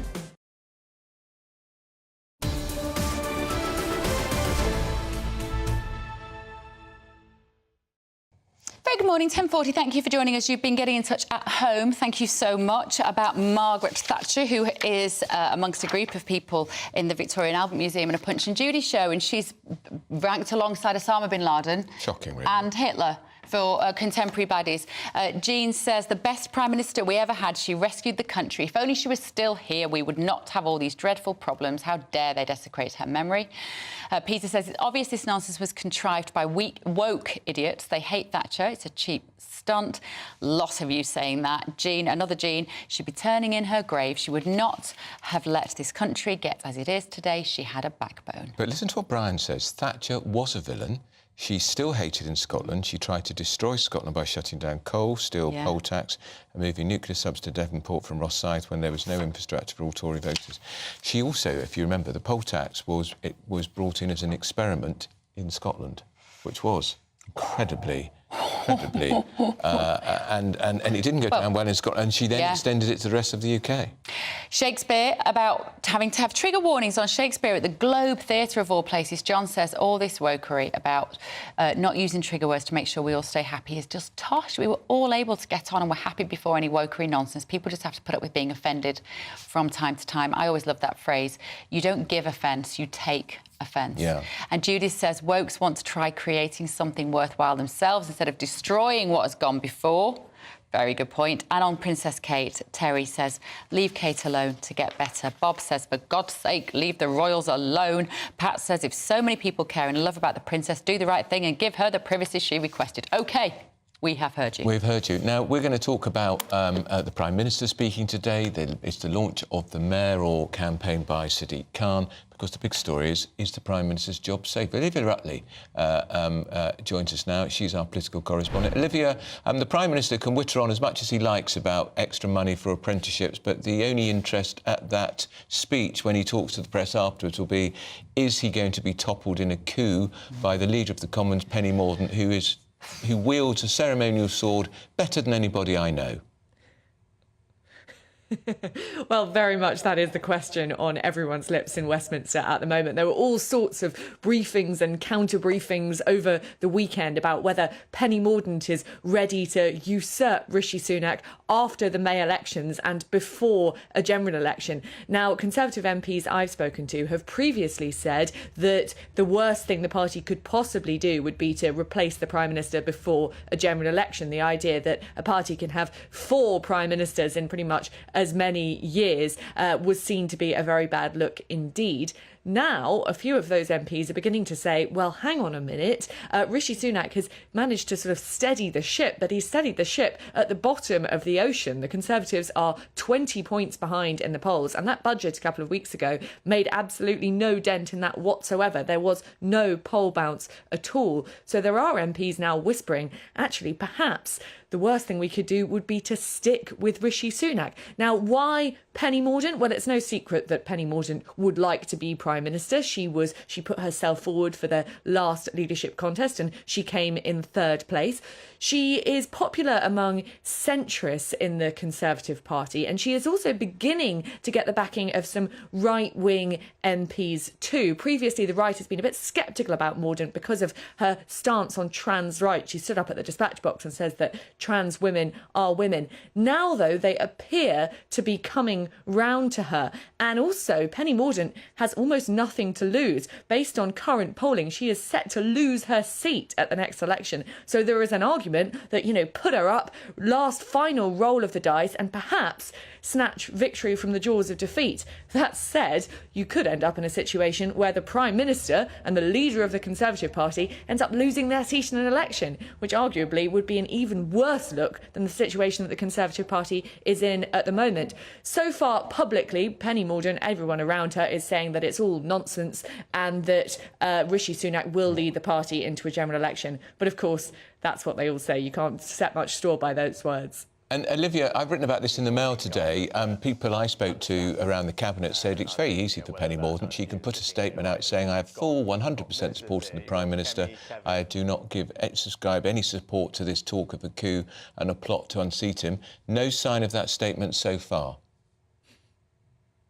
No sign of that statement so far. There are rumours that when she stands up in the Commons on Thursday, I think it is, for questions, she will make a statement along those lines. But as you say, Andrew, I mean, no signs of that so far. And of course, it really is no secret that Penny Mordaunt would like to be Prime Minister. And there are plenty of fans around her who would very much like to see her step into that position. That conference speech she made about fighting back in October really felt like a leadership bid. And until she officially puts those whisperings to rest, perhaps in a statement in the Commons this week, they will continue. And perhaps that's what she wants. Extraordinary. Thank you, Olivia. She does not get my vote, let me tell you. I think she's a proper globalist, Bill Gates fangirl. I don't like her. I don't trust her. I would not vote for her. I don't know if you've read her book. I've forgotten what it's called. But God, no. I gutted it for the Mail a couple of years ago and she was running for the leadership. Oh, my God. It's at best Lib Dem. Exactly. There's nothing Tory about it. This idea that there are right-wing members of the party lining up to back her, that's a bit whiffy to me. They're just Why? because they're desperate. They just want to get rid of him, and they think she might be the Well, way they to think do they're it. going to lose their seat. They think the scale of defeat Right. could be so bad that perhaps the only thing that could change things Yeah. is having a new leader, not that one. Right, up next, let us know your thoughts, but also why cash is king, particularly why it was this weekend. You're with Britain's Newsroom on GB News. Good morning. Welcome to your latest GB News weather forecast from the Met Office. We're looking ahead to today. I think most of us should see some sunshine, but unfortunately there is some further rain on the horizon. But back to this morning, we do have this band of cloud across more central parts of the country. Some spots of rain in places too. But either side, there is some good amounts of sunshine. And as we approach lunchtime, especially across more central parts of the country, quite a decent lunchtime to come. Plenty of sunshine. Into the afternoon, that spreads its way a little bit further eastwards, where further west, thickening cloud and outbreaks of rain approaching. But a mild one, temperatures reaching 17 degrees in the southeast. So into the evening, this area of rain spreads its way northeastward. Some heavy rain for a time across parts of Scotland and northern England. The rain takes its time to get towards the southeast, so actually parts of Kent, East Anglia probably remaining dry till after dawn. And for all of us, it's another mild night. Temperatures across the south not falling much lower than 10 or 11 degrees. So we do start Tuesday off on a rather grey and damp note for most of us. Still some rain working its way eastwards across the country. It does improve a little bit across parts of Northern Ireland and Scotland as the day goes on. Mixture of some bright spells and showers here. That may well transfer its way towards Northern England as the afternoon goes on. And for all of us, another fairly mild day. Temperature a little bit down compared to today, but still highs of 15 degrees in East Anglia. Join me, Camilla Tominey, every Sunday at 9:30 when I'll be interviewing the key players in British politics and taking them to task. This report basically says that he's not fit to stand trial. With an upcoming election looming over Westminster, now is the time for clear, honest answers. I agree. And that's precisely what I'll get. Is he indecisive? Incompetent? That's the Camilla Tominey Show at 9:30 every Sunday on GB News, the People's Channel, Britain's election channel. I'm Michelle Dewberry, and I'm not here to tell you what to think. I'd much rather hear what you have to say. So, send in your opinions to gbviews@gbnews.com. Keep them clean, and you never know, I might read them out. With my panel here on Jubes & Co, we debate, we get stuck into the issues of the day on a show where all views are welcome, especially yours. GB News, the People's Channel, Britain's news channel. 2024, a battleground year. The year the nation decides. As the parties gear up their campaigns for the next general election. Who will be left standing when the British people make one of the biggest decisions of their lives? Who will rise? And who will fall? Let's find out together. For every moment, the highs, the lows, the twists and turns. We'll be with you for every step of this journey. In 2024, GB News is Britain's election channel.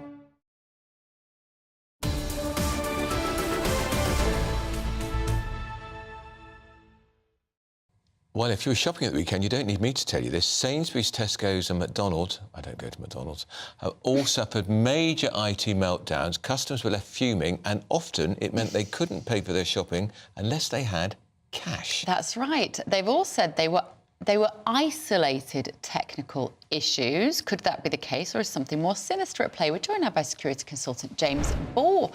Good morning, James. Is it plausible that these were all isolated tech issues, or is there something a little more widespread going on here? Perfectly plausible that they were isolated tech issues, that someone deployed an update to a system and it broke things. This happens all the time. It's just often not visible. But it does seem an extraordinary coincidence, James. McDonald's first of all, but then Sainsbury's and Tesco, probably two of our most famous high street stores, both at the same time. So there's different ways that could happen. It could be three completely unrelated issues. It could be that they've got the same development companies working on all of their systems because they won't be doing all of that development in-house. And then a common fault could be deployed to all three without the proper action being taken, particularly over the weekend when most of the tech support team will, of course, be at home on leave. There's all sorts of reasons that this could happen to multiple companies at the same time. And when you're talking about systems at this sort of scale, the smallest of tech faults can cause cascading failures that affect everyone. James, can you explain to us in layman's terms what might have happened, or whether you know what happened?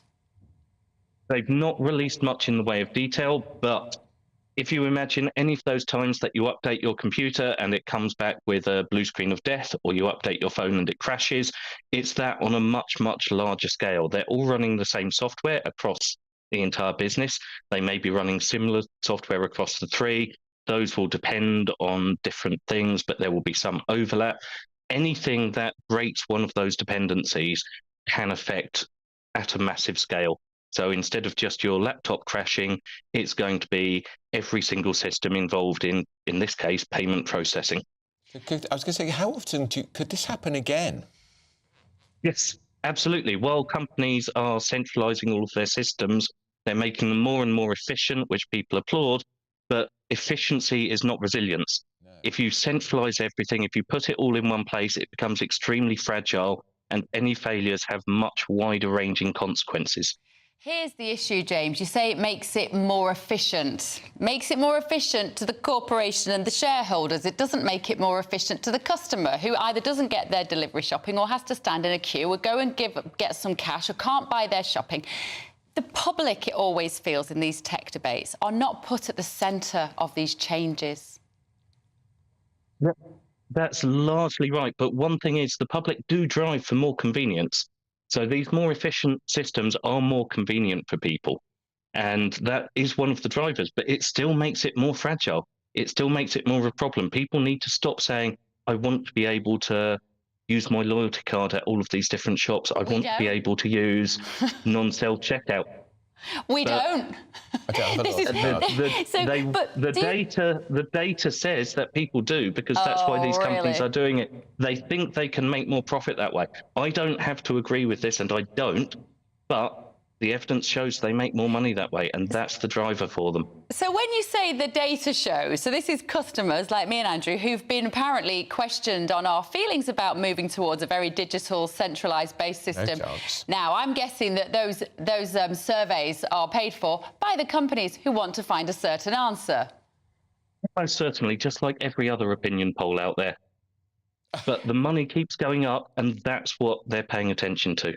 And did you feel, though, James, I know this is your area of specialisation, and so you may feel differently to me, but I feel like all of these changes came in so quickly. I don't feel we've ever had a discussion as the British public as to whether we want it. We never do with these sorts of changes. They just happen. I mean, we're seeing it again now. We've not got used to the last set, and now we're having to deal with all of the transformation that AI is bringing, or rather is forcing on people. OK, James Ball, we will have you back another day. You did not live up to your name. That was fascinating. And I always go to the checkout. I know you do. With your checkbook. See you in a minute.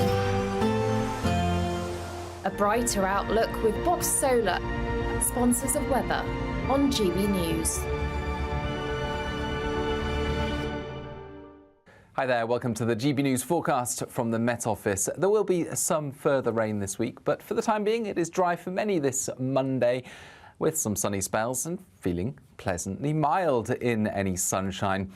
Further fronts are lining up and they will bring some rain in later from the west, but ahead of those fronts, well, there will be some patchy cloud around, even the odd shower across central and eastern parts of the country, but where the cloud breaks up into the afternoon, we will get some sunny spells and it will feel rather pleasant, with temperatures up to 17 or 18 Celsius in the southeast. Mid-teens generally elsewhere, but in Northern Ireland already the rain arrives by the end of the afternoon, that rain pushing into western Scotland, western fringes of England into Wales as well. The wind picking up gales for the exposed parts of western Scotland, and that rain pushes through the country overnight, with it tending to fizzle out by the time it gets to East Anglia in the southeast. Not much rain here.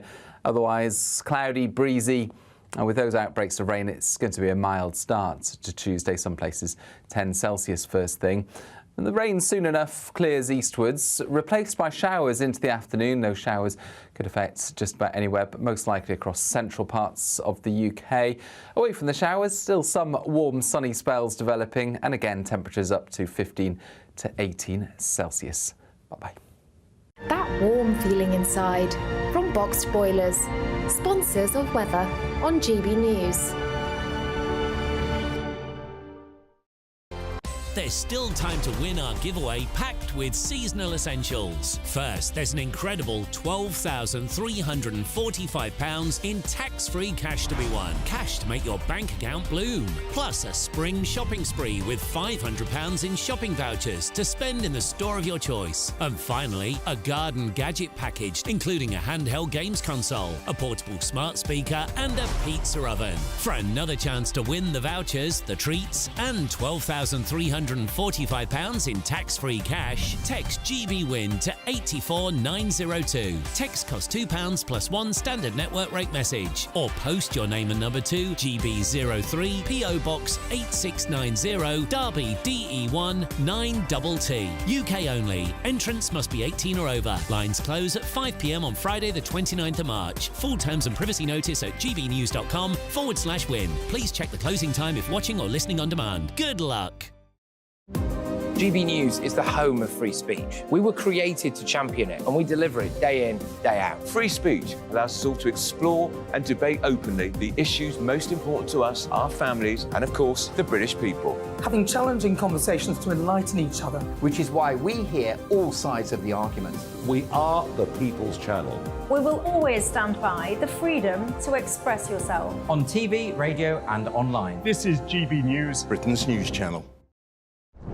I'm Christopher Hope. And I'm Gloria Di Piero, bringing you PMQ's live here on GB News. Whenever Parliament is in session on a Wednesday at midday, we'll bring you live coverage of Prime Minister's questions. We'll be asking our viewers and listeners to submit the questions that they would like to put to the Prime Minister, and we'll put that to our panel of top politicians in our Westminster studio. That's PMQ's live here on GB News, Britain's election channel. I'm Michelle Dewberry, and I'm not here to tell you what to think. I'd much rather hear what you have to say. So, send in your opinions to gbviews@gbnews.com. Keep them clean, and you never know, I might read them out. With my panel here on Jubes & Co, we debate, we get stuck into the issues of the day on a show where all views are welcome, especially yours.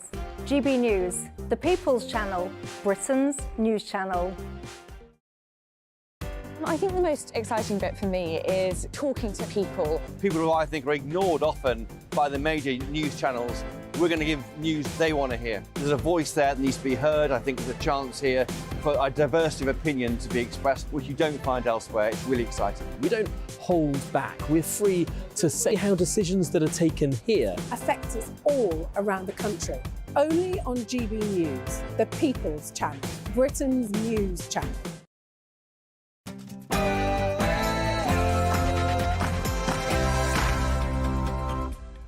11 a.m. even, on Monday the 18th of March. This is Britain's News on GB News with Andrew Pearce and Bev Turner. Thank you very much for joining us this morning. So stick with me. That's the fight back message from the Prime Minister with rumours of a Penny Mordaunt takeover. Can't be true, surely.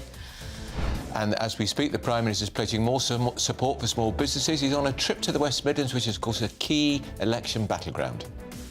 And some good news. The Princess of Wales was spotted apparently on a visit to her favourite Windsor farm shop. Where else would it be? Looking happy, relaxed and healthy, apparently, over the weekend. We haven't got any pictures, though. And she's a contemporary villain. That's how the Victorian Albert Museum have described former Prime Minister Margaret Thatcher. She's been compared with Adolf Hitler and Osama bin Laden. Shameful. And another act of wokery. Brace yourselves. Staff at Lloyds TSB. Oh. OK, this is the bank that owns Scottish Widows, of course. They've now said that they shouldn't use the word widows because it triggers upsetting memories. Are you a widow? Would you object to that being used as a brand name? Let us know.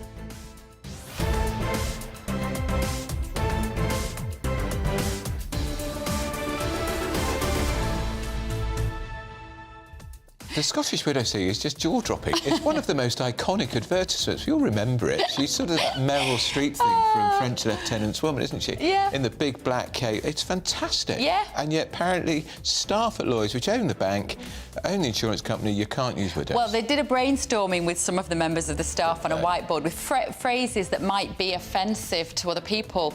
The other one that I absolutely love is you can't talk about using people as guinea pigs in an experimental sense because it might affect the vegans in the room. GBViews at gbnews.com. Do guinea pigs, does anybody eat guinea pigs?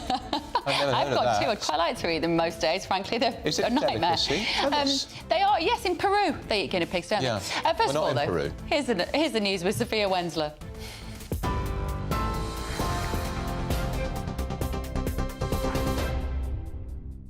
Thanks, Bev. Good morning. It's 2 minutes past 11. I'm Sophia Wensler in the GB Newsroom. Your top story this hour. The Prime Minister has urged his party to stick to the plan as speculation mounts over a leadership challenge. Rishi Sunak told backbenchers that the economy is turning a corner and pleaded for them to hold their nerve. He was forced to speak out yesterday after rumours suggested right-wing Tories were lining up Penny Mordaunt to replace him. Business and Trade Secretary Kemi Badenoch insists a majority of the Conservative Party is united. One of the things that I think is really important is that we don't let disagreements, which happens across politics all the time. It's what we do. We have disagreements. That's why you put us in a different place to hash it out. We should not let disagreements turn into speculation about existential issues of the party. And I think that it's really important that people like me continue to tell the public about the jobs that we are doing and how we are making their lives better. And that's what I'm here to do today. Meanwhile, the Prime Minister has announced plans to create 20,000 new apprenticeships. Rishi Sunak has pledged £60 million over new investment to cover a series of reforms, including fully funding training for young people and cutting red tape for small businesses. Labour says after 14 years of Tory economic failure, small firms were finding things harder and harder.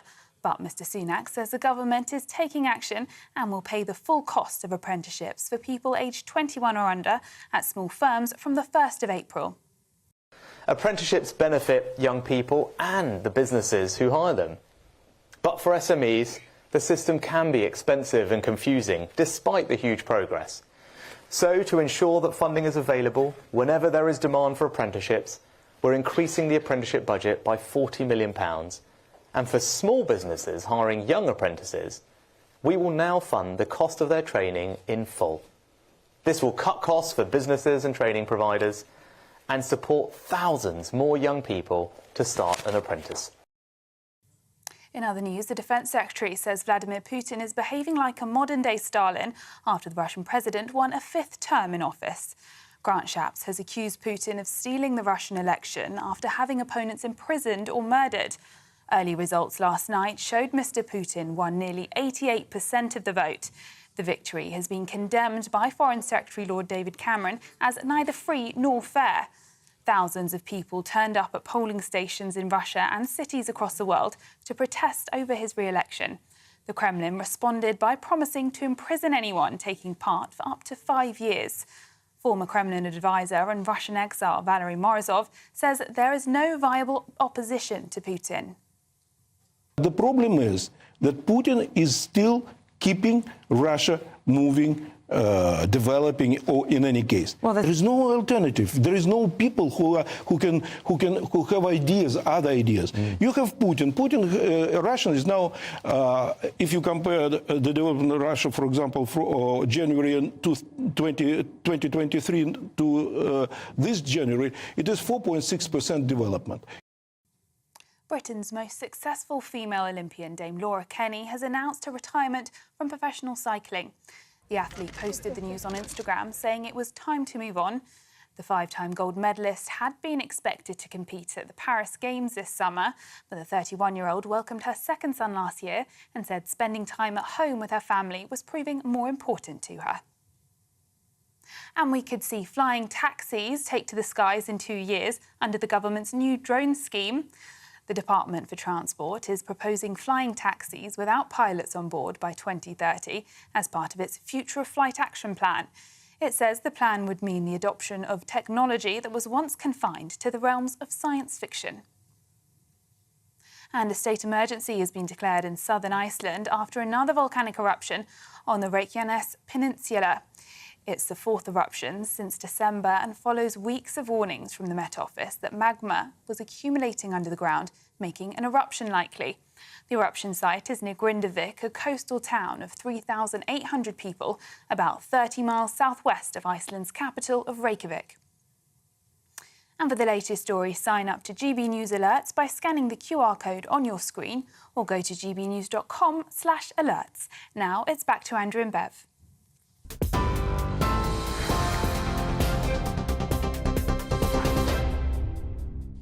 11:07, you're with Britain's News on GB News with Andrew Pearce and Bev Turner. So will Penny Mordaunt be the next Prime Minister? That's the talk this week after reports that right-wing Tory MPs want to oust Rishi Sunak and replace him with his former leadership rival. No, she's very good at carrying... I keep mocking this. She was very good at carrying the ceremonial sword of the King's coronation. It was very heavy, but it was a whole hour. But surely it's just mad enough to have a fourth leader since the last general election. Well, joining us now is former Labour advisor Mike Buckley. Good morning, Mike. Well, if you were advising the Prime Minister this morning, would you be advising him to step aside and let Penny Mordaunt take that mantle, metaphorically and literally speaking in this case, into the next election? I mean, there's zero chance of that happening. And Rishi Sunak this morning is in the middle of trying to have a relaunch by talking up the economy and making announcements, as he just showed, on apprenticeships and other things of that nature as well, which I suspect will make zero difference to the polls, because as we all know, the polls haven't really moved significantly since Liz Truss was Prime Minister. The public seem to have made up their mind quite a long time ago that they want to change the government or the majority. And that's what's in Rishi Sunak's mind as we move forward at this point. The noise is off in his party. He's obviously trying to quell those, and obviously this weekend's story has been about Penny Mordaunt. She, of course, has distanced herself from those stories. And the oddity in all of this is that when Penny Mordaunt stood for the leadership of the Conservative Party the year before last, she was doing so by presenting herself as part of the sort of moderate centre of the Conservative Party. So the fact that you've got right-wing Conservatives putting her up, clearly without her own knowledge, or seemingly without her own knowledge, as a potential stalking horse to Rishi Sunak is odd. And I think she is seeing that this could be, from the right wingers in her party, a move to make things more difficult for her in the future rather than easier to become leader of the Conservative Party. So it's very odd. But no, if I was advising Rishi Sunak, I would just tell him to call a general election, because the public wants a new government. And Mike, we talk about the people like Penny Mordaunt in the Westminster bubble. We know who she is. I've known her for many years. If you took her photograph to outside this studio in North London, or where my family brought her in Swindon, or where you're part of Manchester, where do you think, would anybody know who Penny Mordaunt is? So I did see some polling on this, I think, over the weekend, and the vast majority of the public have no clue who she is. No. In fact, they don't know who the other potential leadership contenders are. So people like Kelly Badenoch, Suella Braverman. Most of the public don't really know who these people are, partly because, understandably, most people have got more important things to do with their lives than worry about who's who in the cabinet or the shadow cabinet. The same is true on the Labour side. People know who Keir Starmer is and who Rachel Reeves is, but beyond that, there isn't that much depth of knowledge in terms of who the key players are on either side. That apathy, really, what you're describing there, Mike, that kind of voter disconnect from Westminster politics, is going to be a huge issue, I think, at the next election. Who is it going to benefit the most, do you think? Just to say, this isn't a new thing. The public tend to not have an encyclopedic knowledge of who's who in the cabinet, and that hasn't changed. I think what has changed, and this is going back a long time, right back to the expenses scandal back in 2009. There's been this inexorable loss of trust in politics, and that's something that all politicians on all sides certainly need to deal with. And if Labour does win the next election, it seems likely they will need to deal with. But that was, of course, made a lot worse by the fact that Boris Johnson was just such an inveterate liar. Public really did, get a handle on that, and that has been one thing that has pushed, trust to, I think, unprecedented lows. But in terms of how that will impact the next election and who that will benefit, that seems most likely to benefit Labour, I would imagine, partly because you look at the divide in the polls. Labour is a consistent 20 points ahead, and if turnout is down across the board, that surely would only help Labour. Talking of trust, now you might say, I'm sure you would say, that we can trust the Labour Party, but how can we trust anybody that wants to ban a media outlet? The Welsh Parliament, the Senedd, spent £250,000 of taxpayers' money to install technology, which would mean that people couldn't watch GB News in Welsh Parliament. That is not the sign of a potential government that would... like us to understand all sides. Stay with me, because what we can do is we can just play you in case you missed it. This is a clip of Michael Fabricant, a Tory MP, who raised this issue in the Commons last week at Welsh Questions. Is my right honourable friend aware that the Senedd has now decided to ban GB News? What's his policy on that?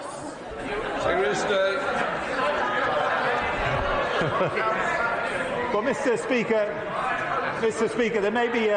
there may be a small saving in electricity by doing that, but I think it's very disappointing that the Welsh Labour government are preventing a perfectly legitimate viewpoint from being heard by members of the Senedd, who would do well to listen to people who don't always agree with everything they say. Quite right. He's right, isn't he?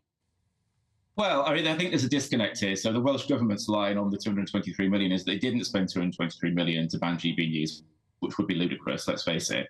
But they were upgrading their audiovisual system, which cost 223 million. At the same time as which, they banned GB News just by pressing a button to ban the feed.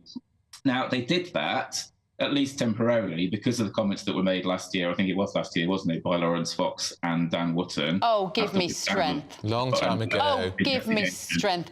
Those two presenters aren't here anyway. They aren't here anymore at this channel. And the idea that a group of politicians would be so upset by the comments of two people on a channel that they would ban a whole output of political debate is disturbing. Their line is that those comments, as GB News, in fairness, recognise, which is why those presenters are not there anymore, that those comments were undefensible. And their line is that they want to protect their staff and so not have them exposed to the potential for that to be revisited. I think there are other points. Like the staff just don't have to turn. You can just turn off the channel. They don't have to have GB News on in the Welsh Parliament. They can just watch an alternative channel, although they'd be missing out. There are other points, and it's not for me to tell GB News bosses what to do, of course, but there are other points, is that GB News is under investigation by Ofcom for a number of other issues. So it would seem to me that if GB News wants to be back on the TVs in the Welsh Senedd, then it should do what it can to make sure that it's compliant with Ofcom regulations. That is so chilling. That kind of mindset makes my blood run cold. And if that is a glimpse of an incoming Labour government, I think we should all be really scared, because what you're effectively saying is that individuals can't make their own decisions about what they do consume. And if they do consume it, whether they are influenced by it. In no way am I speaking on behalf of the Labour Party. I'm giving you my opinion, so don't take this as anything. Fair dues. But Mike, you do say as well, just because an organisation is being investigated doesn't mean it's done anything wrong. No, it doesn't. But I think basically the Senate's line is, as long as that investigation is ongoing, they are not going to put GB News back up. It was the Labour First Minister. This was Mark Drakeford, wasn't it? The Labour First Minister, Mike. This was Mark Drakeford, who's just stood down as Labour First Minister, who hates GB News, who hates the Tory party, showing his true political colours, and it's an abuse of power. Mm-hmm. I mean, I would encourage you to get somebody on from the Welsh Senedd who will be able to give a much clearer opinion than I can. I'm in Sheffield. I'm not in Wales. I cannot speak for the Welsh Senedd. You've tried to defend it. I would suggest it would be that. It's. I think it's extraordinary. Sorry, go on, Mike. I was just going to say, from their perspective, given the comments that were made by Lawrence Fox, which, as you say, he's no longer there. I mean, fair point. They found that, very, very difficult to deal with, and they didn't want to have their staff working around TV where GB News is coming out of the speaker. Yeah. I do understand that. And given the investigations that are going on, I mean, hopefully GB News, we'll see if GB News is cleared or not. And at that point, the Welsh Government may revisit the decision that they made. At any point, every media organisation is being investigated in some shape or form by Ofcom. But they haven't done it to the BBC yet. Well, the BBC aren't subject to the same Ofcom. They have internal investigations, don't they? Yeah. I mean, one of the things that I think has, set people's backs up, and certainly this is something that people say to me, is the fact that, you've had a number of shows where you've had a Conservative MP being interviewed by another Conservative MP, There is no sense in which that is impartial, communication, and that isn't done on other channels. So, I mean, again, it's not for me to criticise your television channel, but it may be that you decide you don't want to do things like that in the future. Thank you, Mike. I would push back on that. I think that particular incident was when Esther McVeigh and her husband were interviewing, was it Boris Johnson? Philip David, was interviewing Boris David? Anyway, Boris Johnson. I think in those situations, this channel would take a position on that. But as far as I know, and listen, we work here, we strive for balance. We do. We strive. That's why you're here, Mike. Like you on, Mike. That's why we love having you, Mike. Yeah. And we are a broad church, and we will welcome anyone with any left voice at any time, and we take that responsibility very seriously. And if the new First Minister of Wales would like to come on, we'd love to speak to him any time. Thank you, Mike. You can fix it up, Mike. I would suggest you invite him. All right. Thank you so much. Him. We will. Thank you very much for coming on. That's Mike Buckley. Interesting. So, because the Ofcom is investigating, that's a good reason to close something down. Amazing. Right. We need to warn you. I'm about to say some triggering words. Now, sit down. Widows. Apparently, that might have upset a lot of you. I imagine if you're a widow, you're probably tougher than that. You won't be upset about that at all. Don't go anywhere. We'll explain why that might be offensive. You're with Britain's Newsroom on GB News.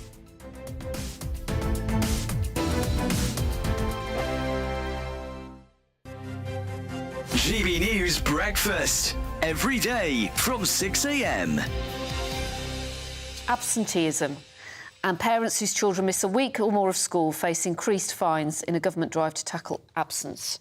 This is another one of those government policies which has done nothing to improve the education of our children. In fact, since this was originally introduced some 10 years ago, the educational standards for our children, the 11-year-olds who can't read when they go up to primary school, have got worse and worse and worse. So it's not working. So what do?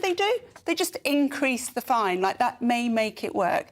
Most of the parents who get fined are taking their kids out so they can take them on a holiday before the holiday companies push the prices up. And frankly, as a parent, if I've got a £600 discount on my holiday versus a £60 fine, I'm going to go for the £60 You'll suffer fine. the fine. Yeah. Let's not forget the other huge absence that children had recently during COVID. Schools were closed for months and months on end. Online learning was really not making up for that. So how can, it's very difficult for the government to say it was fine for us to take your kids out of school for months, but if you take them off for a few days to go to Disneyland, then you are the worst parent ever and you should But also, be it's the pandemic that caused some of the problems with absenteeism now. Absolutely. Because the mental health issues that some of these children now have. And there are tens of thousands of children, they call them ghost children, that have simply disappeared from the school register. So it would be nice. It's really, really scary situation. I'm not saying that the government is, taking great measures. Well, I think one of their plans is to have a national register, which would help with that. Which would definitely help. But I think they can't deal with the real problem, so they're going after actually perfectly, decent parents who are just taking the odd day off, to save money, frankly. Big news, big debates, big opinion. Patrick Christie's Tonight is the week's biggest show. Every weekday, 9 to 11 p.m, we've got the inside track on the day's top stories. There'll be sharp takes you won't get anywhere else. We will set the news agenda, not just follow it, and I want to bring you along for the ride. Whatever it is, we'll have our finger on the pulse. It's news, but it's this close to entertainment. Patrick Christie's Tonight, 9 to 11 p.m, only on GB News, the People's Channel, Britain's news channel. I'm Michelle Dewberry, and I'm not here to tell you what to think. I'd much rather hear what you have to say. So, send in your opinions to gbviews@gbnews.com. Keep them clean, and you never know, I might read them out. With my panel here on Jubes & Co, we debate, we get stuck into the issues of the day on a show where all views are welcome, especially yours. GB News, the People's Channel, Britain's news channel.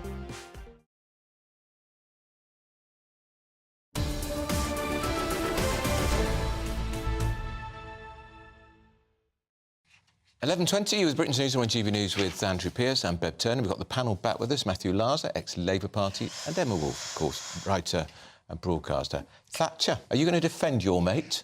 Well, my mate Tristram Hunt. Who's an historian? Yes, so Tristram Hunt, who is the ex-Labour MP and shadow cabinet member, and briefly ran for the leadership. It does run. Yeah, there we go. That's why you've got me here to remember the minutiae of the Labour Party. Basically, the V&A Museum have got a sort of display about Punch and Judy. So this is a storm in a teacup because I'm going to defend them to this extent. Of course you are. So what they've done is said that that they've listed people who have been used in Punch and Judy puppets as the bad guy or the bad person, we should say. Contemporary villains. Contemporary villains. That's the posh phrase. You see, they're much posher than me at the V&A.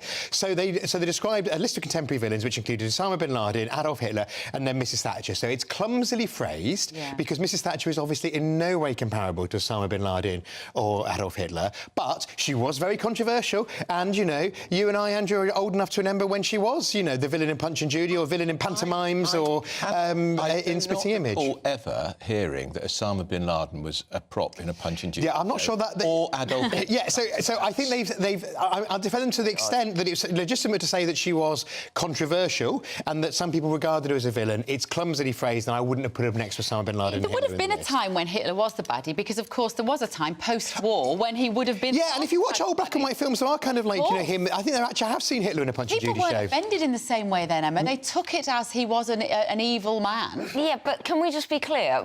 Maggie Thatcher, whatever you think of her politics, was democratically elected. To compare her or to put her alongside mass murderers such as Adolf Hitler and bin Laden is absolutely ludicrous. It's offensive. Let's be clear. The V&A get public funding. 10 million a year. What on earth is this? Not enough. Museums, get out of politics. I don't want this. Absolutely not. I don't care whether it's Tristram Hunt. I'm with you on this. And let's not forget, the V&A rejected the opportunity to have a display of Margaret Thatcher's outfit she wore, which was wrong. They should have done, because they were absolutely iconic. And if you're a design museum, and again, it was pure political left. Of course it was. And you were saying earlier, you asked Piers Pottinger earlier, what did Mrs. Thatcher have? Well, one of the things she had was a very clear style, which was part of her political personality, and she used that. I mean, you remember the image on the tank that Liz Truss recreated. So I think it's ill-phrased. I think it's perfectly legitimate to say that Mrs. Thatcher was controversial and appeared in Punch and Judy. She would be absolutely not to be called controversial. Exactly, but I would not have put her alongside those two evil men. No, it was ridiculous. Right, shall we talk about Lloyds Bank and the fact that we can't use the word widows? Before we do, let me tell you, we're reaching peak exasperation. We are. Let me tell you what some of our viewers have said about this. This is Lloyds Bank had a brainstorming with some millennials, I presume, in the office. That was no, it was a virtual whiteboard. They didn't have to go into the office for it. Is that right? Yeah, it's a virtual whiteboard where you do it on home there, too. But listen to this. Barbara has said, I am a widow. I miss my husband more than I can say. There are many things that remind me he's no longer here. But hearing the words Scottish widow is not going to make me burst into tears. It seems that every day we hear something more crazy than the day before. There's lots of women getting in touch, Emma. And it's basically saying, don't patronise me. If I've lost my husband, do you think I'm going to be upset by this word? Exactly. You've already been through the very worst that life can throw at you. And anyway, I know people who say, I've actually embraced the term widow. That is what I am. I have lost my husband. Correct. You know, like people could be a gay divorcee. I mean, there are all sorts of terms that we use. Why would the word widow be offensive to people? And I think what you said about young people is interesting, because I wonder how many widows were actually in the group. I suspect it was sort of 25-year-olds wondering what sort of racking their brains on to. That's the point I'm making, Matthew. These wretched vote decisions, are made by people who think this is what. Well, of course, it was in a brainstorming session, but you can't say brainstorming anymore. I tell you what, there's a brains involved. Well, you know, you have to say mind for epilepsy. You have to say mind map or thought shower. You're not serious. I'm totally serious. It's banned. Yeah. A thought shower. Yeah. But, I mean, a thought shower. The only parallel, I think, is a term like spinster, which is used, which has been used, which some single women don't mind, but it has been used as sort of derogatory to women, to middle-aged women, spinster, that kind of thing. But I don't think widow has ever been anything but a description of widow. And it's also a technical term, like the widow's pension, and is an actual widower. You know, is an actual. Here's term. the other one. The phrase guinea pigs, meaning the first to test out an idea, may not be inclusive of vegan colleagues. Emma? Well, as someone who's pretty much vegan, the phrase guinea pig, I mean, I don't want... When you see a guinea pig, do you think of dinner? I mean, is that what they're getting at? The people? Yeah, I mean, look. And actually, what worries me about this is, let's be serious for a second. You know, we remember offensive language that's been used in the past, and there are rightly terms that we do not use anymore. So actually, thinking about language is totally valid. But when you get to the daft stage of saying that somebody's a guinea pig as an idea is going to offend vegan colleagues, then you're bringing into disrepute the very concept of being careful with language, and people may be free to go back. It is a delicacy in Peru, but we don't live in Peru. Yes, exactly. So exactly what I'm saying is that it's basically the boy who cried wolf. There's isn't a more it? chilling element to this story as well, actually, because this is a style guide that the bank has come up with, and it says you may agree with some terms and disagree with others. That's OK. You don't have to adopt the alternatives, though do explore why we recommend doing so and the urgency with which they are suggested. That, Emma, is the bit that I hate, because that is not giving clear guidelines. And so you've got all these youngsters who are like, well, I want to do the right thing and I want to say the right thing, but they're telling me that I don't have to. And so therein lies this awful thought police. I mean, without clear... Say what you want. And but I find the thought police more chilling than that. I find the double thing and the double speak. When we are looking at something, we're looking at a woman and we're being told that's a man. You have to say that it's that really worries me about our current culture, is the thought police, this sort of Orwellian thing where everybody can see the sense in it and you're being told this is not the case. We've got to defend lawyers. They've given us a statement, of course, and they've said we continually look for ways to enable our colleagues to engage, debate and be collaborative. Great.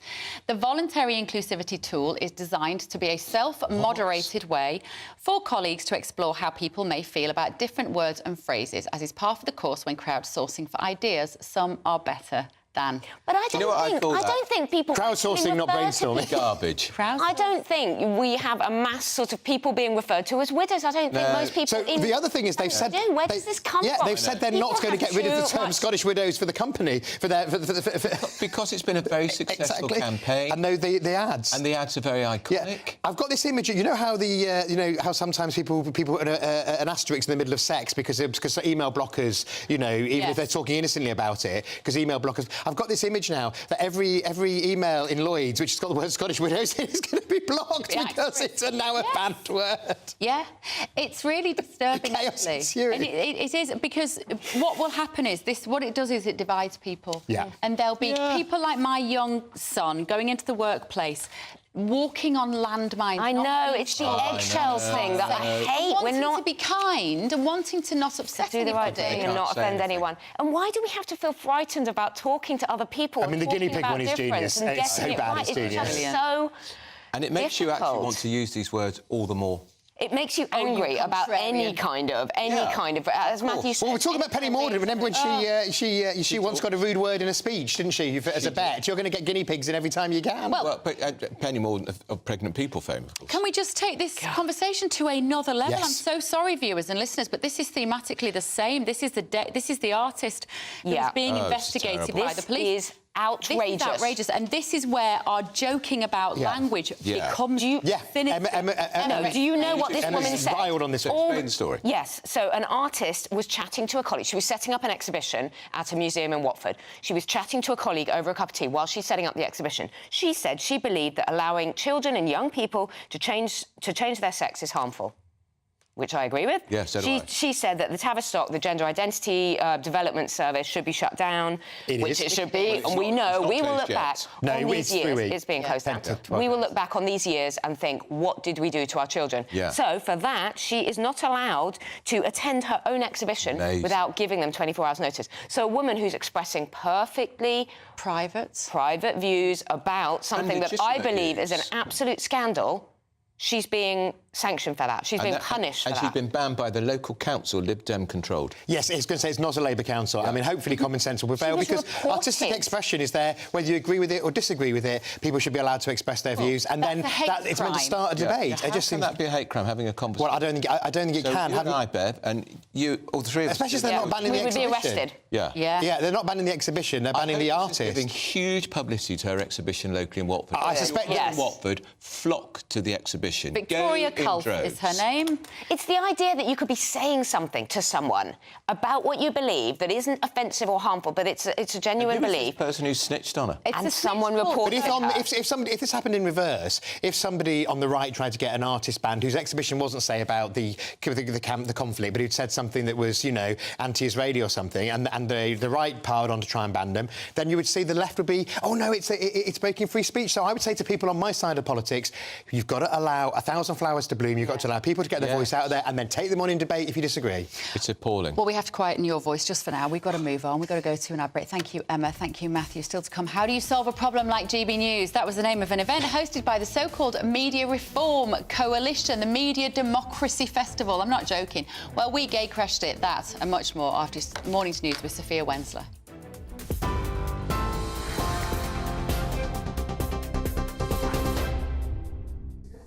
Bev, thank you. It's 11:31. I'm Sophia Wensler in the GB Newsroom. Your headlines. The Prime Minister has urged his party to stick to the plan as speculation mounts over a leadership challenge. Rishi Sunak told backbenchers that the economy is turning a corner and pleaded for them to hold their nerve. He was forced to speak out yesterday after rumours suggested right-wing Tories were lining up Penny Mordaunt to replace him. Business and Trade Secretary Kemi Badenoch insisted that the majority of the Conservative Party is united, though. Meanwhile, Rishi Sunak has announced plans for 20,000 new apprenticeships. The Prime Minister has pledged £60 million of new investment to cover a series of reforms, including fully funding training for young people and cutting red tape for small businesses. The government will pay the full cost of apprenticeships for people aged 21 or under at small firms from the 1st of April. Britain's most successful female Olympian, Dame Laura Kenny, has announced her retirement from professional cycling. The 5-time gold medalist had been expected to compete at the Paris Games this summer, but the 31-year-old welcomed her second son last year and said spending time at home with her family was proving more important to her. And for the latest story, sign up to GB News Alerts by scanning the QR code on your screen or go to gbnews.com/alerts.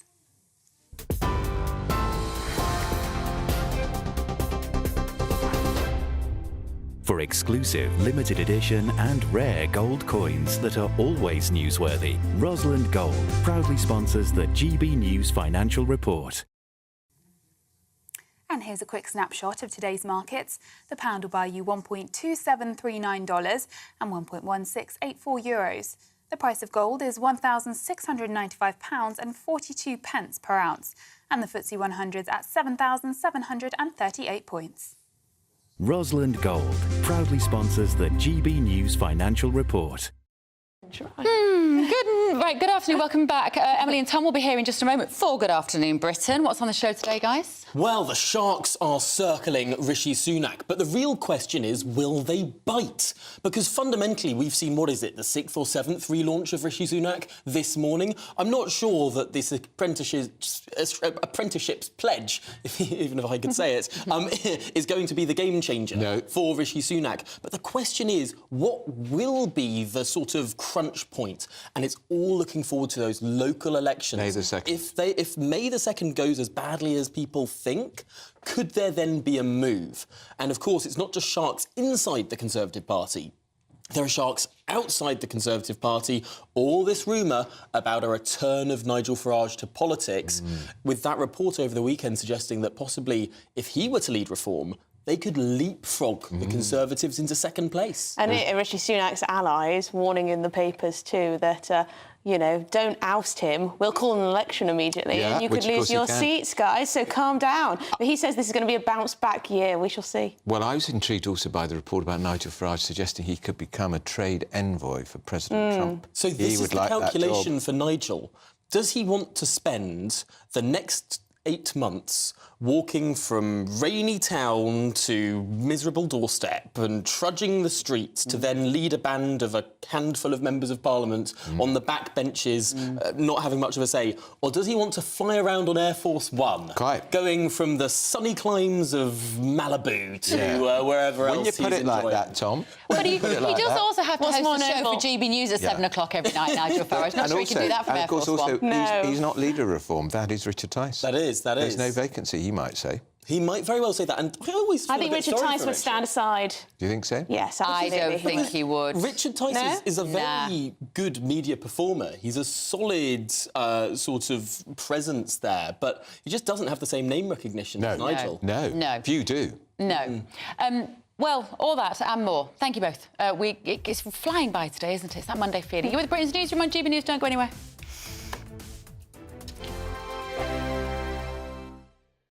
This is GB News, Britain's news channel. Now, I'm sure you have seen this video that went viral this week, and if you haven't, well, I think you're going to enjoy it. This is a firefighter leaning on a fence whilst watching a trapped driving instructor's car sink in 4 feet of floodwater. Looks very comfortable there, doesn't he? Just leaning against the fence. Just chilling, just relaxing. Yeah, there were two. There were, in fact, 2 Essex fire and rescue crews, an ambulance and a police car parked near the sinking vehicle, but they wouldn't enter the water because they had to wait for specialist crews who were trained for the water depth. Well, 2 people who weren't going to sit back and watch were these 2, Jack and Danielle Price, who took it upon themselves to rescue the submerged driver. And Danielle joins us now. Very good morning to you, Danielle, and you are a hero, an absolute hero. What happened in this video? Make sense of it for us. So we were filming in the area for our YouTube channel, and we've seen the fire brigade come through. I was actually out at 5 o'clock in the morning with my husband, Jamie. We know it always happens there, as you can see, and it was clear. We've seen the fire brigade come through, we've followed them, and they're just standing around as if nothing's happened.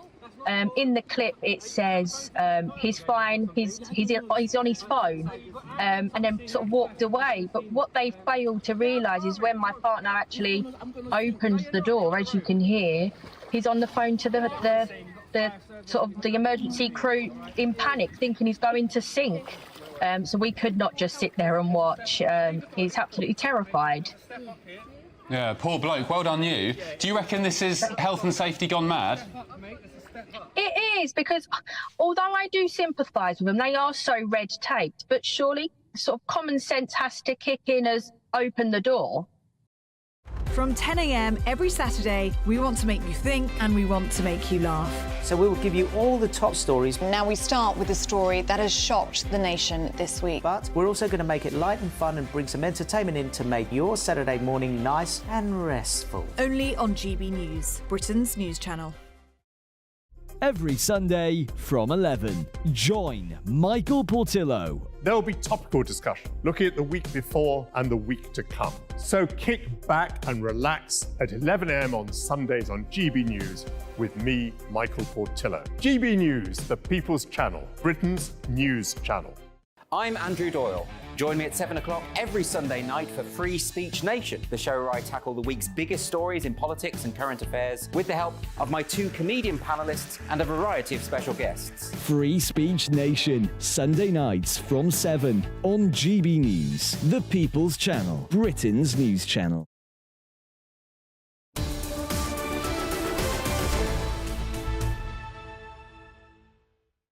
11:38, you're with Britain's News with GB News, Andrew Pearson, Bev Turner. So how do we solve a problem like GB News?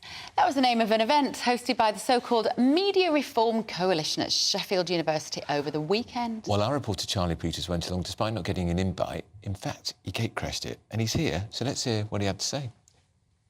Here it is. This room is mostly empty, but GB News yesterday beat Sky and the BBC in breakfast. Last week it was Britain's #1 news channel on at least one day.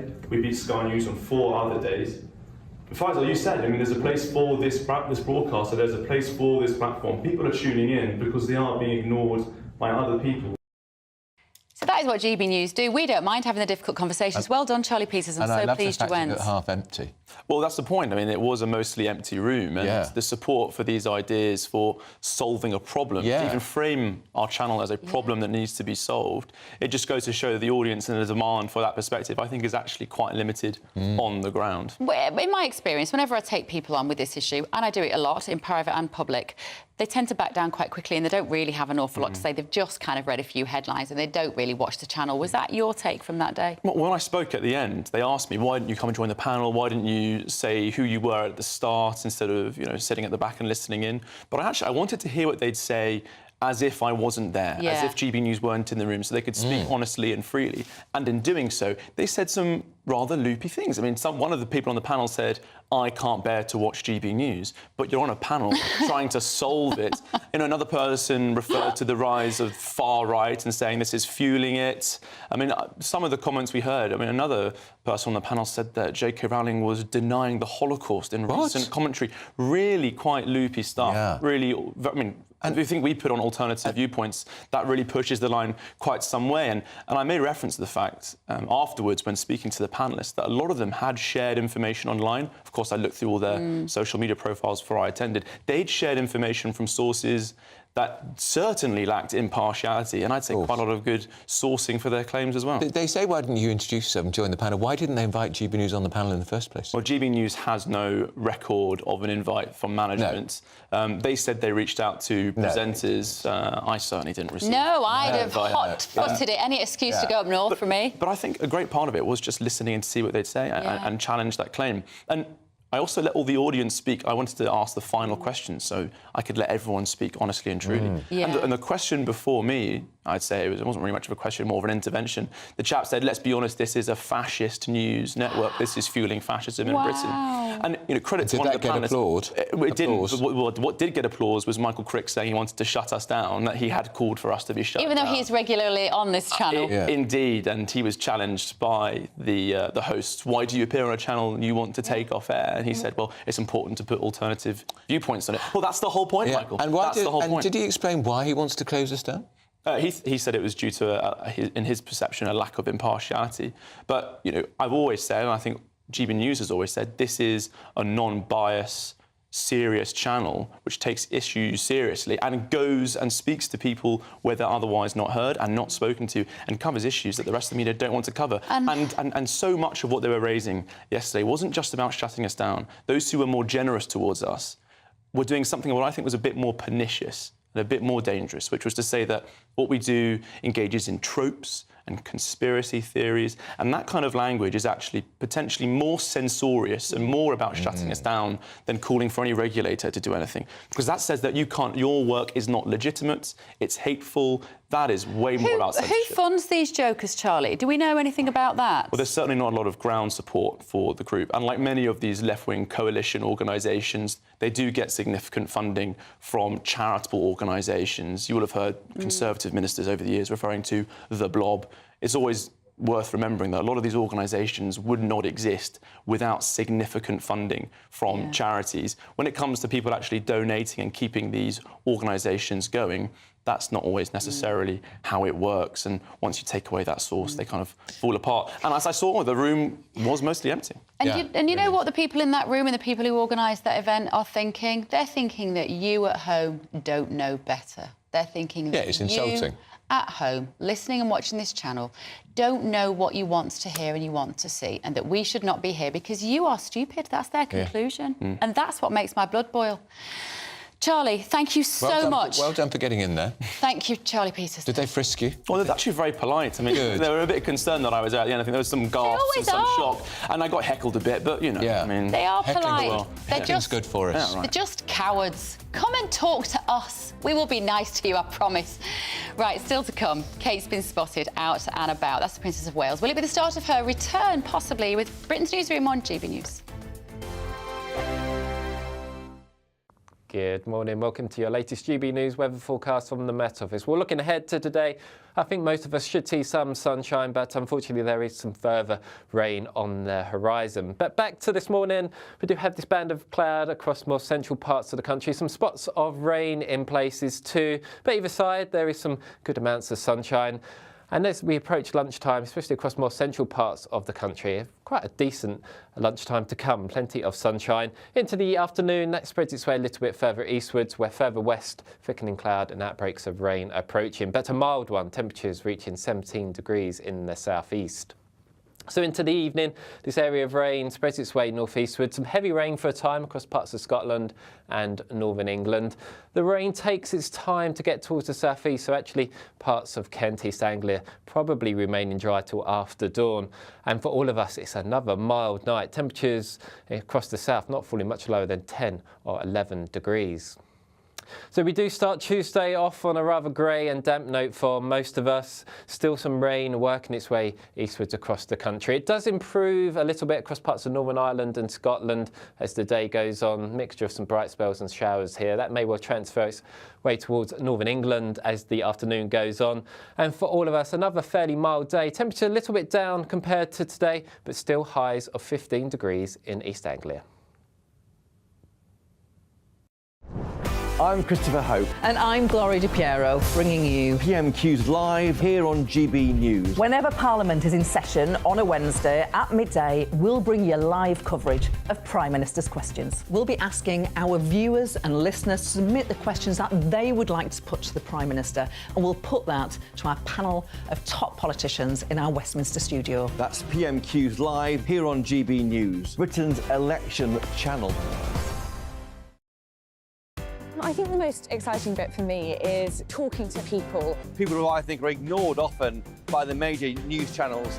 We're going to give news they want to hear. There's a voice there that needs to be heard. I think there's a chance here for a diversity of opinion to be expressed, which you don't find elsewhere. It's really exciting. We don't hold back. We're free to say how decisions that are taken here affect us all around the country. Only on GB News, the People's Channel, Britain's news channel. Join me, Camilla Tominey, every Sunday at 9:30 when I'll be interviewing the key players in British politics and taking them to task. This report basically says that he's not fit to stand trial. With an upcoming election looming over Westminster, now is the time for clear, honest answers. I agree. And that's precisely what I'll get. Is he indecisive? Incompetent? That's the Camilla Tominey Show at 9:30 every Sunday on GB News, the People's Channel, Britain's election channel.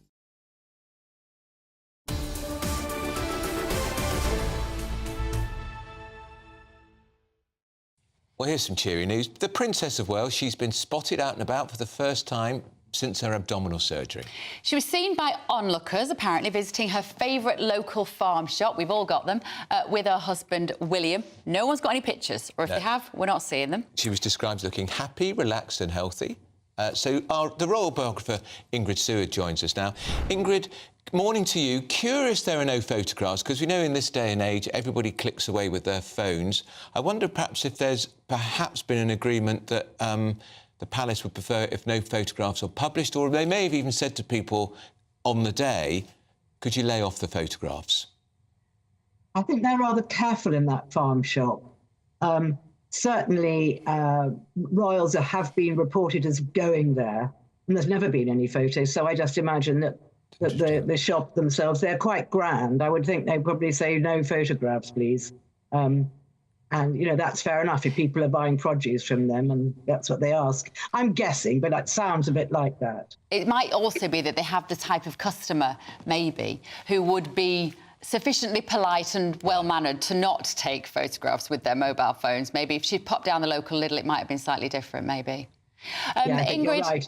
Ingrid, what does this tell us, though? You know, I mean, I know there's been all this speculation about the online rumours and the funny little memes and the more tragic, desperate stuff. I think underpinning all of that is a genuine concern that she's OK. This is a mum with 3 young children. And I think the public just want to know that she's all right. Do you think we've got any chance of having any kind of confirmation, further confirmation of that? I don't think we've got. No, I think the palace have probably done their bit and it didn't work out terribly well. So I don't think I don't think we need any further confirmation of it, quite honestly. I mean, we think we're going to see her at Easter. We may see her, but I think everyone, especially letters, you know, to newspapers like the Daily Mail, everyone's saying just leave the poor girl alone. I don't think we need any more information, because I think more information will just start all the internet thing up again. I think just best left. That would be my advice if I was in charge, which of course I'm not. Do you I think the mistake, therefore, was to capitulate to this clamour to need to see her and therefore release that picture on Mother's Day. Maybe they should have just stayed with what they were going to do from the start, which is to say, you'll see her after Easter and just bear with us. Yes, but I think that Kate always does release pictures on Mother's Day. So I think maybe she wanted to do that. I don't suppose she's going to want to do it again in a hurry. But it's not the first time they've released pictures, and she probably thought this will be the moment to do it. I mean, a lot of mothers want to do that, of them with their children.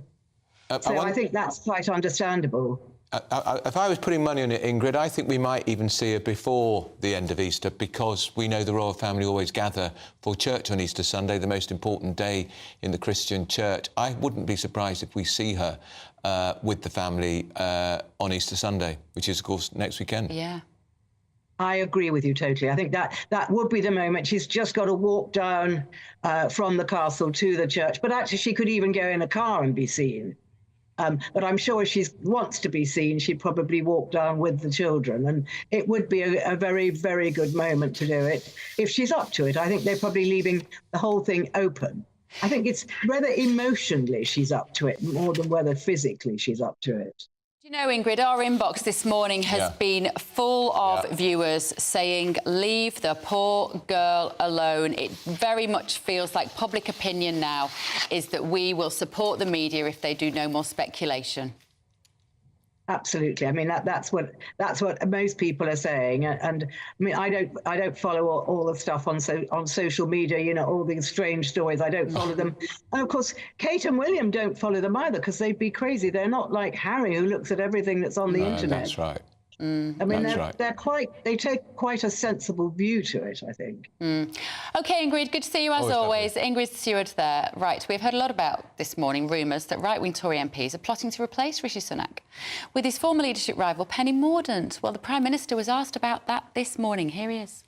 Look, I'm not interested in all Westminster politics. It doesn't matter. What matters is the future of our country. And that's what I'm squarely focused on. That's what I get up every morning working as hard as I can to deliver, whether it's cutting people's taxes, increasing the state pension, today increasing the number of apprenticeships and talking to small businesses. Those are the things that matter to people. And as we've seen over the last few weeks, our plan is working. Inflation is coming down. Wages are growing. The economy is back to growing again. And if we stick to this plan, I can deliver a brighter future for everyone in our country. That's what I'm doing. All Conservatives are united in wanting to deliver a brighter future for our country. And that's why we're cutting people's taxes, £900 for a typical person in work. We're increasing the state pension by £900 in just a few weeks. We're in the middle of one of the biggest expansions of free childcare that our country's seen. We're getting the number of boats down by a third last year, tackling illegal migration, and today announcing new numbers of apprenticeships, supporting small businesses.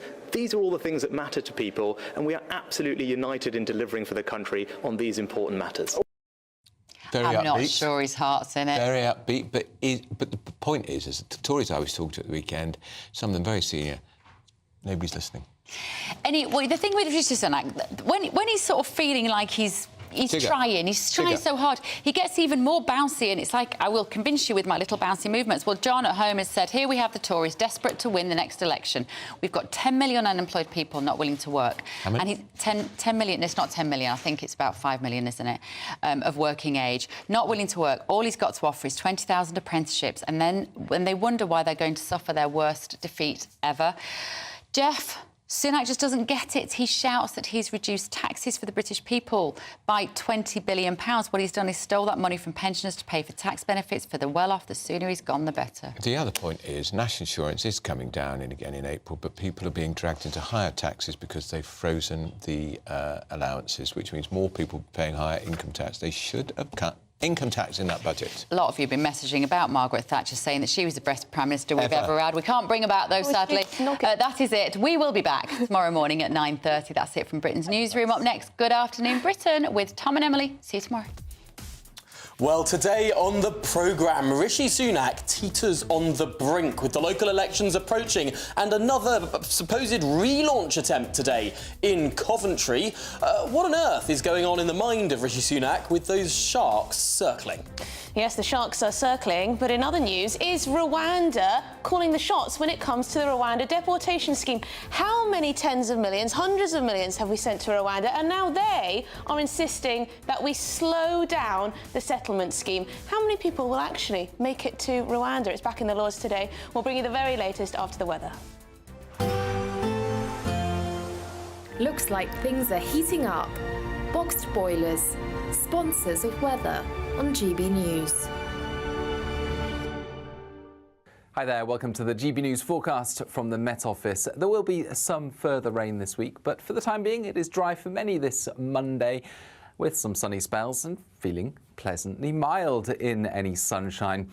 Further fronts are lining up and they will bring some rain in later from the west, but ahead of those fronts, well, there will be some patchy cloud around, even the odd shower across central and eastern parts of the country. But where the cloud breaks up into the afternoon, we will get some sunny spells and it will feel rather pleasant, with temperatures up to 17 or 18 Celsius in the southeast. Mid-teens generally elsewhere, but in Northern Ireland already the rain arrives by the end of the afternoon, that rain pushing into western Scotland, western fringes of England into Wales as well. The wind picking up gales for the exposed parts of western Scotland, and that rain pushes through the country overnight, with it tending to fizzle out by the time it gets to East Anglia in the southeast. Not much rain here. Otherwise, cloudy, breezy, and with those outbreaks of rain, it's going to be a mild start to Tuesday. Some places 10 Celsius first thing. And the rain soon enough clears eastwards, replaced by showers into the afternoon. Those showers could affect just about anywhere, but most likely across central parts of the UK. Away from the showers, still some warm, sunny spells developing, and again, temperatures up to 15 to 18 Celsius. Bye-bye. That warm feeling inside from Boxed Boilers, sponsors of weather on GB News.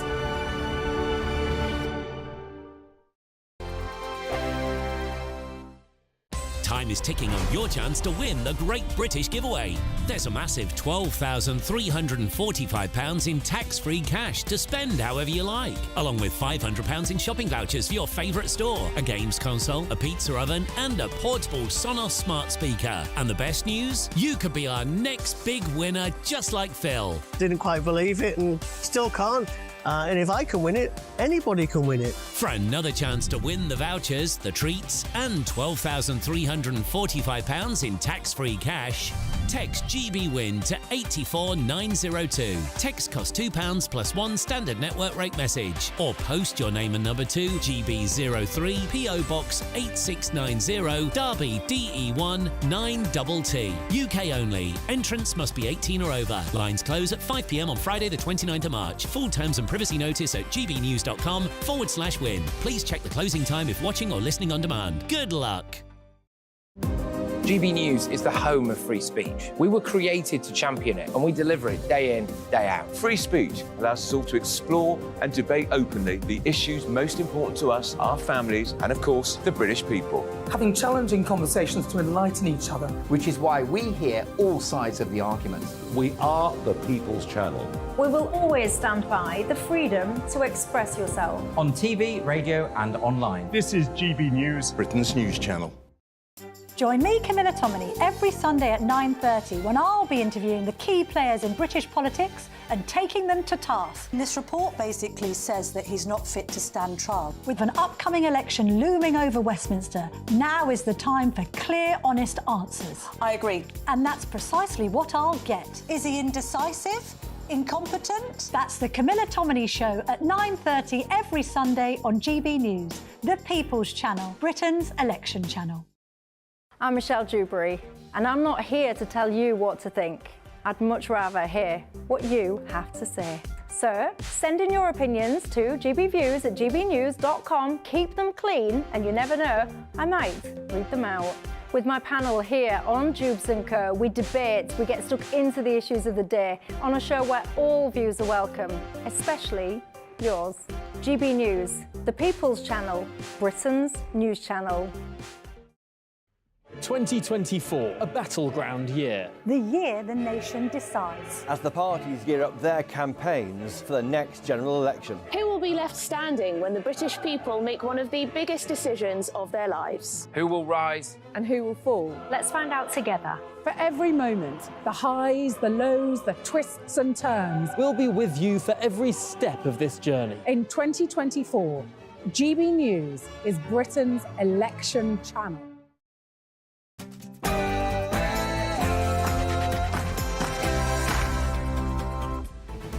Good afternoon, Britain. It's 12 o'clock on Monday, the 18th of March. Rishi Sunak fights for his political life with a speech insisting this will be the year Britain bounces back. But with sharks circling, calling for his head, could Penny Mordaunt swap the sword for the crown? Rwanda deportation flights could get the green light this week, with MPs set to vote on the flagship policy. But the Rwanda government is reported to want to slow down the resettlement scheme. Slow down from stationary, but should Kigali be calling the shots? And Margaret Thatcher has been listed as a Punch and Judy villain alongside, wait for it, Hitler and Osama bin Laden in a display hosted by London's prestigious V&A Museum, headed up by former Labour MP Tristram Hunt.